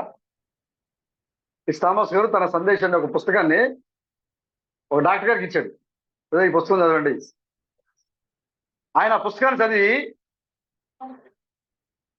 థామస్ బ్రదర్, ఈ వర్తమానము ఐ ఓపెనింగ్ మెసేజ్ అని టైటిల్ ఇచ్చారంట. ఏంటంట, ఆ యొక్క వైద్యుడు పుస్తకాన్ని చదివి ఆయన ఇచ్చిన టైటిల్ అంటే ఐ ఓపెన్ మెసేజ్. కళ్ళు తెరవబడాలి అంటే థామస్ యొక్క వర్తమానం చదవాలి. మీ కళ్ళు తెరవబడాలంటే, మీకు వాక్యం అర్థం కావాలంటే, దేవుడు ఎవరు మీకు తెలియాలంటే, ఆదేంటో మీకు తెలియాలంటే, దేవుడు నిన్ను ఏ విధంగా ఈ లోకాన్ని తీసుకొచ్చాడో నీకు తెలియాలంటే, నువ్వు చదవాల్సిన వర్తమానం ఏ వర్తమానము? ఏ వర్తమానం చదవాలి? క్రీస్తు థామస్ యొక్క వర్తమానం చదివినప్పుడు నీ కళ్ళు తెరవబడతాయి. ఆయన స్టేట్మెంట్ ఇచ్చారు ఆ డాక్టరు. బ్రదర్ థామస్, ఇది ఐ ఓపెన్ మెసేజ్, కళ్ళు తెరవబడే వర్తమానము. కాబట్టి సహోదరులారా, మీకు ఊరికినే పుస్తకాలు ప్రింట్ చేసి ఇవ్వట్లే. ఆ పుస్తకాలు ప్రింట్ చేయడానికి సహోదరులు ఎంతో కష్టపడుతున్నారు, పగలు రాత్రి జరుగుతూ ఉన్నాయి. ఇప్పుడు ఇంకా వర్క్ చేస్తూ ఉన్నారు సిస్టరు, ఇంకా సహోదరులు వర్క్ జరుగుతూనే ఉంది. ప్రేమ బ్రదరు ఇంగ్లీష్ లో దాన్ని మారుస్తూనే ఉన్నారు. చాలా ప్రయాసతో కూడినట్టు పని అది. మీరు ఆ పుస్తకాలు తీసుకెళ్ళి ఇంట్లో పెట్టుకున్నారని ఇంకా అలమారలో, ఆ షెల్ఫ్లో మీరు పెట్టుకున్నారనుకోండి, దేవుని యొక్క తీర్పు ముందు అక్కడి నుంచే మొదలవుద్ది. పరిశుద్ధ గ్రంథాన్ని చదివే వర్తమానం నీ దగ్గరే ఉంది. పరిశుద్ధ గ్రంథము ప్రశ్న అయితే దాని యొక్క జవాబే స్పోకెన్ వర్డ్. పరిశుద్ధ గ్రంథంలో ప్రశ్న ఉంటే దానికి జవాబు స్పోకెన్ వర్డ్ లో ఉంది. కాబట్టి జవాబు మీకు మీ దగ్గర ఉంది, మీ ఇంట్లోనే ఉంది. ఆ యొక్క కనులు తెరవబడే వర్తమానం మీ ఇంట్లోనే ఉంది. దాన్ని అశ్రద్ధగా మీరు ఉంచొద్దు. పుస్తకాన్ని మీరు చదవండి. మీ ఇంట్లో ఊరిని పెట్టుకుని కూర్చోవద్దని పుస్తకం తీసి చదవండి. మీ కనులు తెరవబడి ప్రత్యక్ష ద్వారా దేవుడు ఏమైనాడో మీరు చూడగలుగుతారు. ప్రభుకి స్తోత్రం కలండి కాక. ఆ యొక్క వైద్యుడు స్టేట్మెంట్ ఇచ్చారు, ఇది కనులు తెరవబడే వర్తమానము. ఆయన ఒక పుస్తకం చదివే ఆ మాట చెబితే మీ దగ్గర ఎన్ని పుస్తకాలు ఉన్నాయి? చదువుతున్నారా? జాగ్రత్తగా షెల్ఫ్లో పెట్టారా, దుమ్ము పైన కవర్ కప్పి జాగ్రత్త. ఆ పుస్తకమే రేపు తీర్పు తీరుస్తుంది. నువ్వు నమ్మితే కృష్ణంగా చెప్పారు, రిబ్కా ఏ ఒంటలకైతే నీరు తోడిపోసిందో అడగలేదు కదా. ఏలేదు మా ఒంటికి నీరు పోయమ్మని అడిగాడా? ఆయన అడగల. ఆయన ప్రార్థన చేశాడు, ప్రభువా, ఏ యువతి అయితే, ఏ బాలిక అయితే వచ్చి నేను అడగకముందే నాకు దాహానికి నీరు ఇచ్చి నా ఒంటలకు నీరు పోస్తుందో ఆ యొక్క యువతియే నా యజమాని కుమారునికి భార్య. ఆమెన్ అని కళ్ళు తెరిచాడు. ఈరోజు బిందుబడికి వచ్చేసింది. ఆమె వచ్చేసి ఏం చేసింది? నీళ్లు పోసి ఒంటలకు కూడా నీళ్లు పోసింది. ఏ ఒంటలకైతే రిబ్కా నీళ్లు పోసిందో ఆ ఒంటలే ఆమెను పెళ్లి కుమార్తెగా అలంకరించి ఆ ఒంటల మీద కూర్చోబెట్టుకుని పెళ్లి కుమారుడైన ఇస్సాకు దగ్గర తీసుకుపోయింది. కాబట్టి వర్తమాన పుస్తకాన్ని మీరు నీ ఇంట్లో ఉన్న వర్తమానమే నిన్ను ఆ యొక్క పెళ్లి కుమారుని గెలుపుద్ది. దాన్ని షెల్ఫ్లో పెట్టి మీరు ఉంచదు. ఆ పుస్తకాలు మీరు దయచేసి దాంట్లో ఉంచకండి. హల్లెలూయా. ప్రభుకి స్తోత్రం కలండి. హల్లెలూయా. సరే, మనకి అంశము ఎంత అయిపోయింది టైము? కరెక్ట్గా మన అంశం వచ్చే టైంకి ముగిపోతుంది. అవును, పారైపోయింది. ఇప్పుడు నేను నా అంశాన్ని ఇప్పుడు నేను ముగించలేకపోతే సాయంత్రం మళ్ళీ వేరే అంశం ఉంది.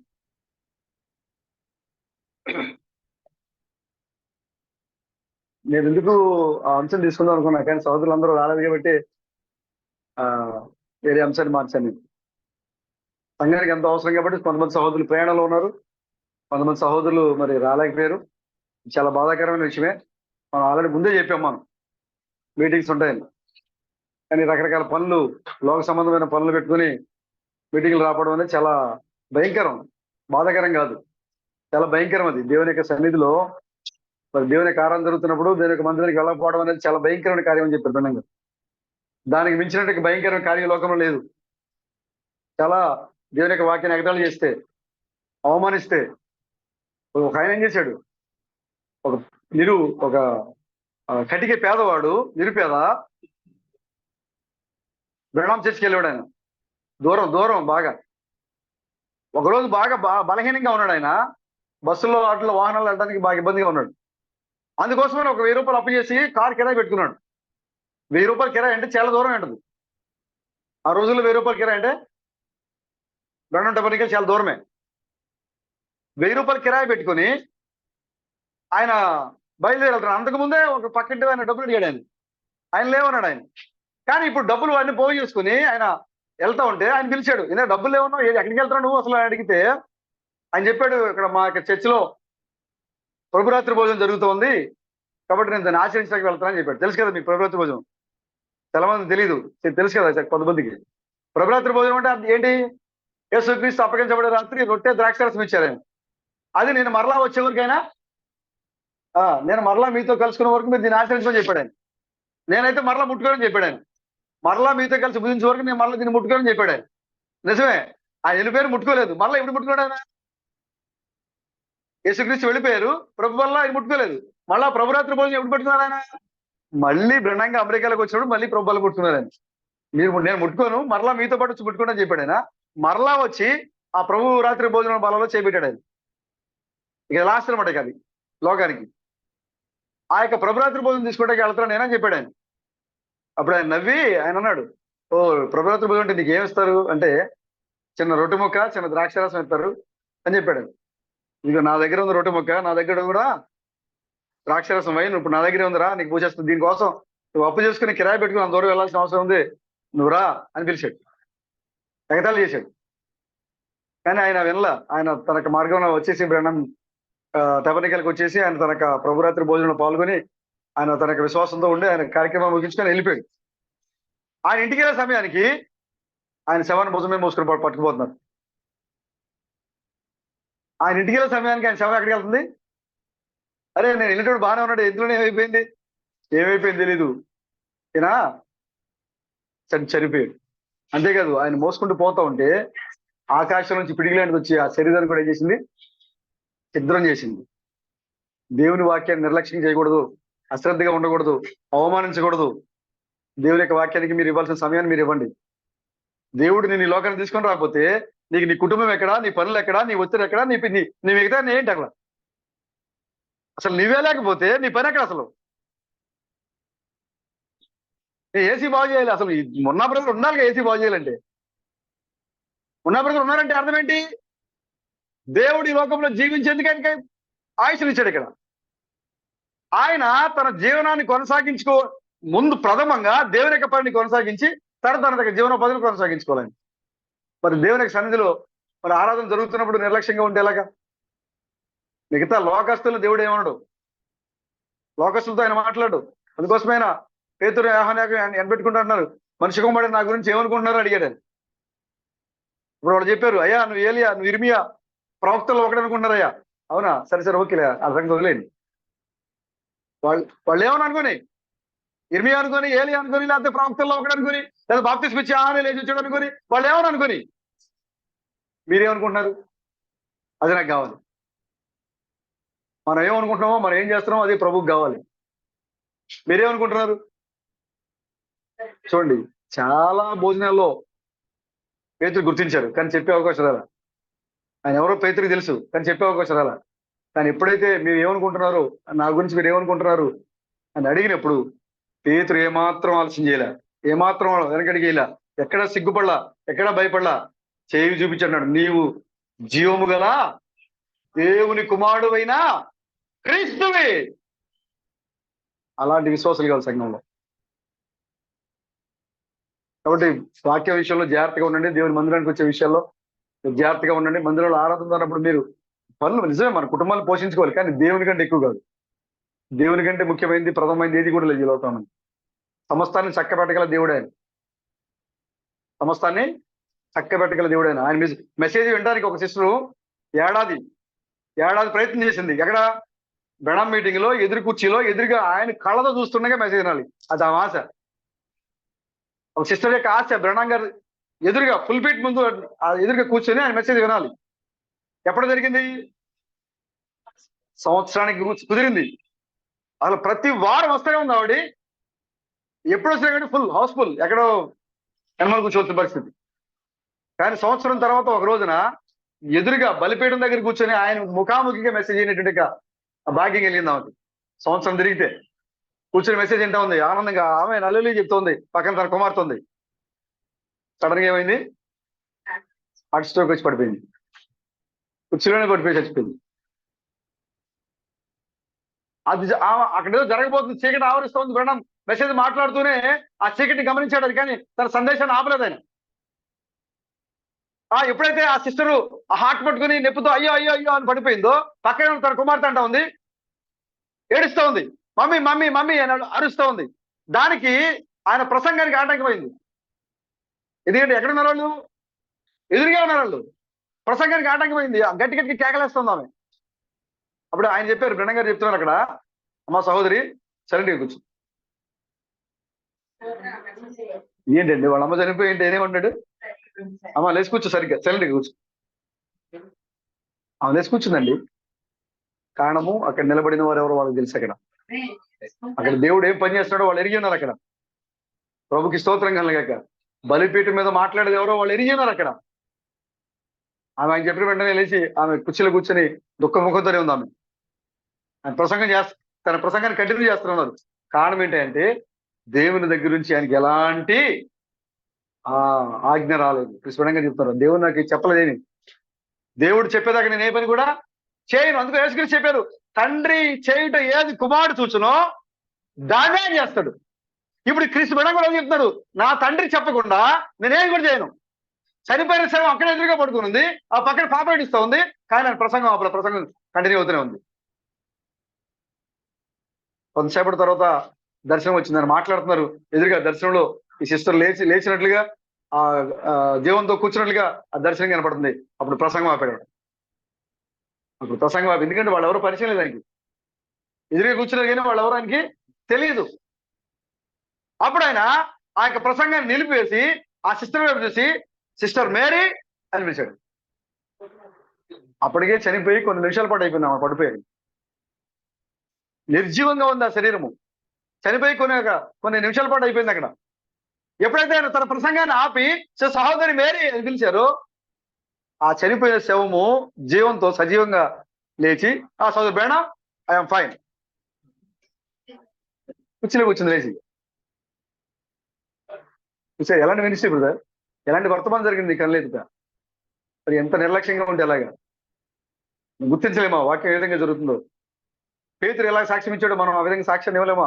అదే వాక్యము శరీర జరిగి మన కాలంలో వస్తే మనం దేవుని అక్కడ ఎలా ఎందుకు అంత నిర్లక్ష్యంగా ఉండాలి? మనం దేవుని వాక్యం కోసం ఆ సహోదరి ఆయన ముందుగా కూర్చొని మొత్తం వెళ్ళాలని సంవత్సరం పాటు ఆమె వచ్చిందామె.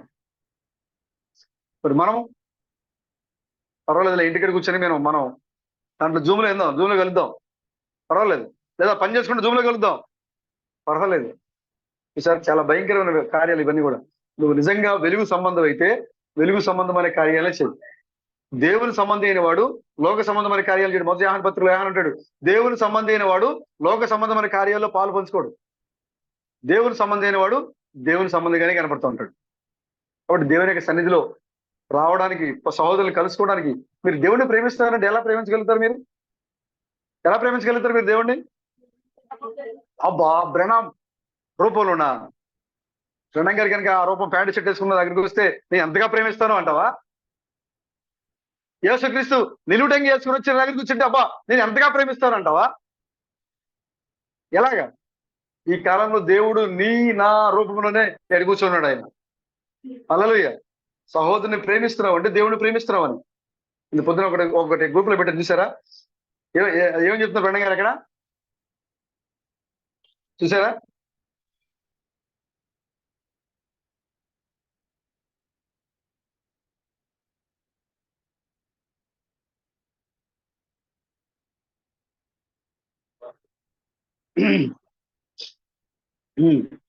మెసేజ్ పేరు వచ్చేసి యెహోవా యొక్క 7 మిశ్రమ నామాలు. దేవుని యొక్క ఏడు నామాలు. అద్భుతమైన సందేశం వినండి. అది స్వార్థపూరితమైనది.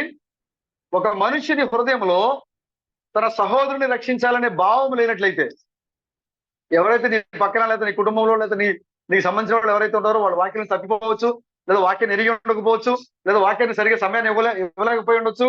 వాళ్ళు ఎవరైతే ఉంటారో వారిని రక్షించాలనే హృదయంలో, వారిని రక్షించాలనే భావము నీ హృదయంలో లేనట్లయితే నీలో ఏదో పొరపాటు ఉంది. పర్వాలేదు మొన్న బ్రదర్గా ఒకసారి చెప్పి వచ్చేలా నీలో ఏదో పొరపాటు ఉంది, నీలో ఏదో కొరత ఉంది. నీకు ఆ స్వభావం ఉందంటే నీలో ఏదో తప్పు ఉంది.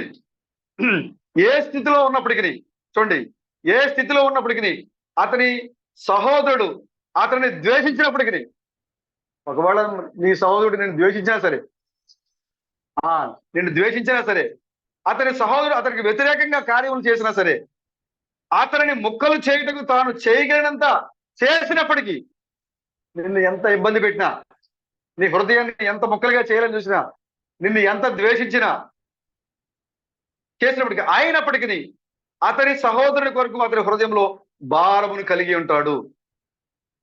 సరే, నీ లోపల ఏ తప్పు లేకపోతే నీ సహోదరుడు నిన్ను ద్వేషించినా, నిన్ను కొట్టినా, నిన్ను అవమానించినా, నిన్ను ముక్కగా నరికేయాలని చూసినా కూడా అతని యొక్క రక్షణ కోసం నువ్వు భారం కలిగి ఉంటావు. అర్థమైంది మాట మీకు? తెలుగు అర్థమైందా?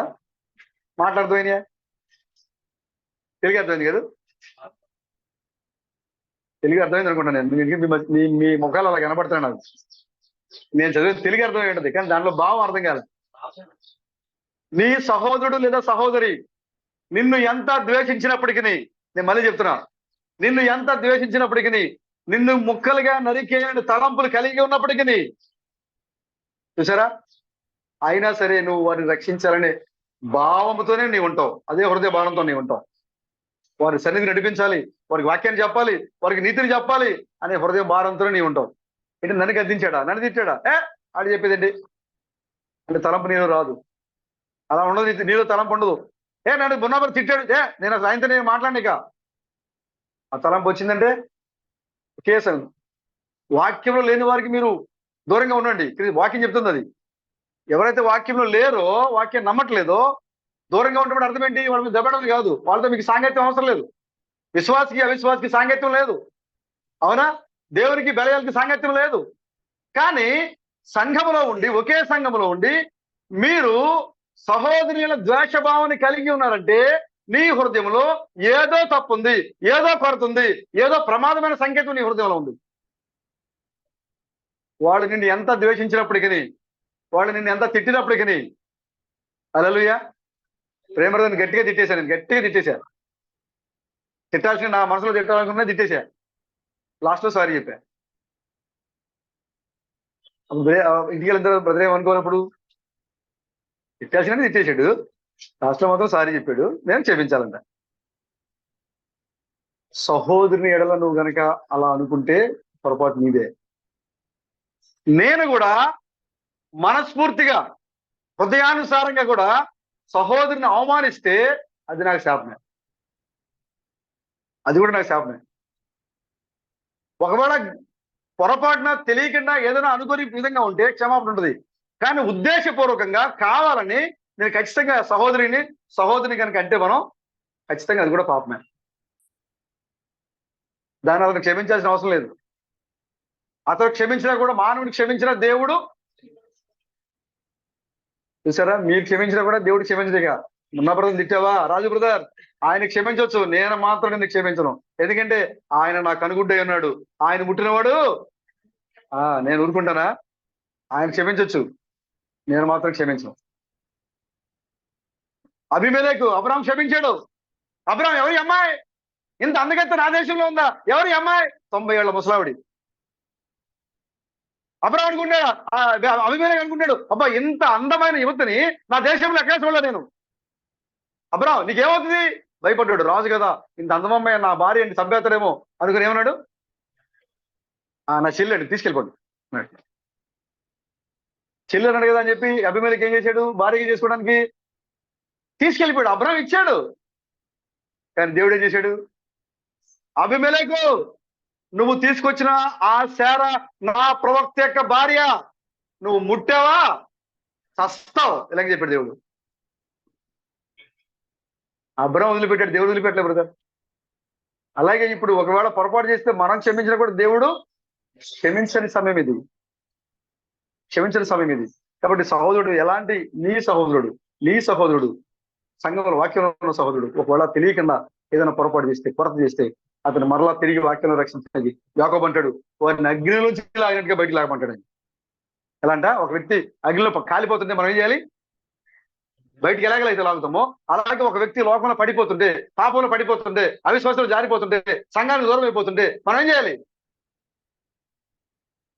అప్పుడు మనం స్ఫూర్తిగా చేయబట్టుకున్న రాకడానికి కుదరదప్పుడు అగ్నిలో కాలిపోతుంటే ఏం చేస్తాం? జుట్టు పట్టుకుంటే జుట్టు, కాలు దొరికితే కాలు, ఎక్కడ దొరికితే అక్కడ పట్టుకుని బయటకు లాగేస్తాం. అవునా? లేదు బ్రదర్, చెయ్యి జుట్టు పట్టుకుంటే నిప్పొద్దాం, చెయ్యి ఎక్కడ ఉంది, కాలు ఎక్కడ ఉంది చూసానుకో తగలబడిపోతాడు. కాబట్టి ఎవరైతే వాక్యానికి విశ్వాసాలకు దూరంగా ఉంటున్నారో వారిని మీరు కఠినంగా మాట్లాడండి, బాధ పెట్టేలా కాదు. వాక్యాన్ని చెప్పండి, రక్షణలోకి తీసుకుని రండి, వాక్యంలోకి తీసుకుని రండి, హెచ్చరించండి, ప్రేమగా హెచ్చరించండి. దొరికింది కదా అవకాశం అని చెప్పి క్లాసులు గంటల క్లాసులు చెప్పకండి, వాక్యాన్ని చెప్పండి. మీ సొంత తెలివితేటలు ఒక ప్రయోగం చేయకండి, వాక్యాన్ని చెప్పండి. దేవుని యొక్క వాక్యం ఖచ్చితంగా నడిపిస్తుంది. ప్రభుకి స్తోత్రం కలండి కాక. ఆలోచంద్రుడు 7 ఇది ముగించాల్సిన టైం ఇది. సరే ఇద్దరు సాయంత్రం రెండు అంశాలు చూద్దాం బ్రదర్.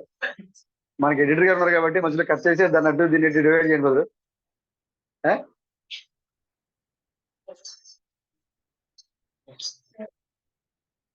నేను చాలా రాసుకుని చెప్పారు.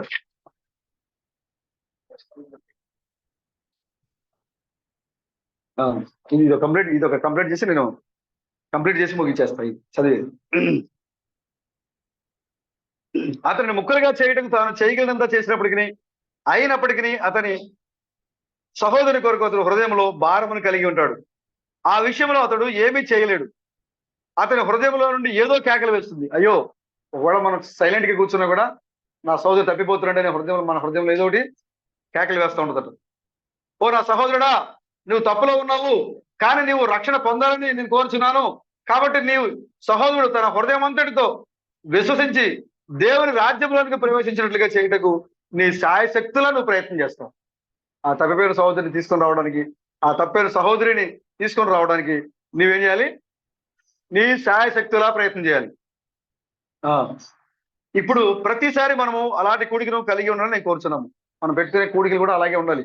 ఎదుటివారిని రక్షించే విధంగా, వాక్యం నడిపించే విధంగా ఉండాలి మన కూడికలు.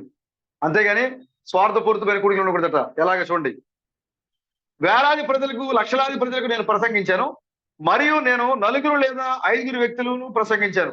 కానీ 5 లక్షల ప్రజల ఎదుట ఎంత యథార్థముగా ఉందనో 5 వ్యక్తుల ముందు కూడా అంతే యథార్థముగా ఉంటాను.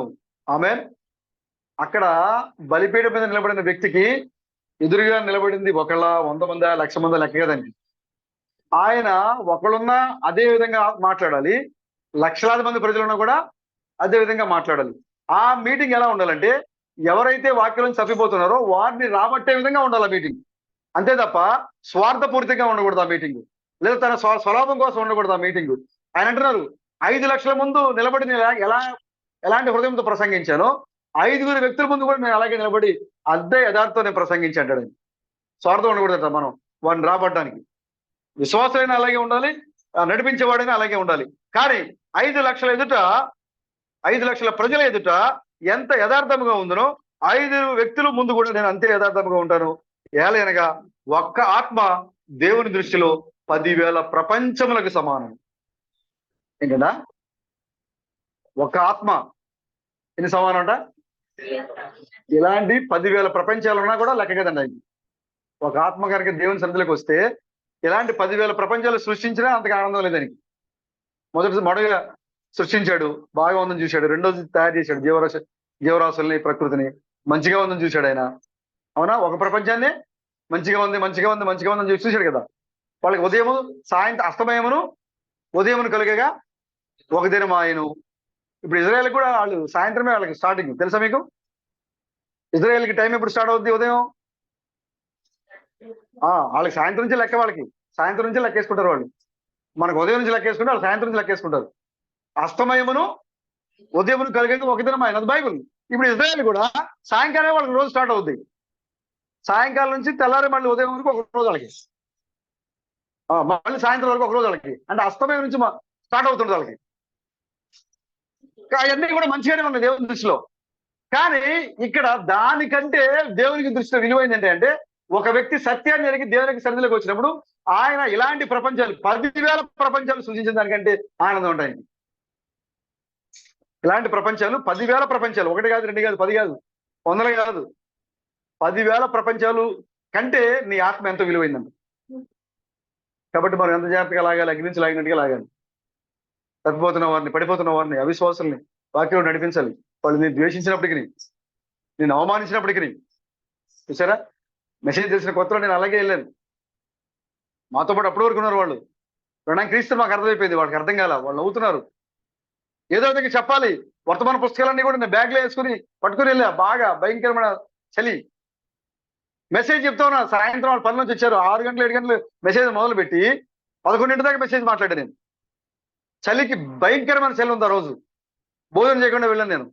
వాళ్ళు నన్ను ఎంత అవమానిస్తున్నారంటే ఏ కొటేషన్ చూపించినా, నా మాటలు కాదు, బెణంగా చెప్పిన కొటేషన్. ఇదిగో నేను మనిషి కుమారుడు ఎక్కడ తప్పాను చెప్పండి, దేవుడిగా ఉంటుంది నేను ఎక్కడ తప్పాను చెప్పండి, ఇదిగో లోకస్వార్త 17:30 ఇక్కడ జరుగుతుంది చూడండి, ఇదిగో దేవుడు అబ్రహాం దగ్గర తన వెనక గుడాలన్నీ తిప్పి శారాక హృదయాలని చెప్పిన ఆ దేవుడే ఇప్పుడు ఇక్కడ మరలా నేను నా యొక్క హృదయం ఏం చేస్తాను?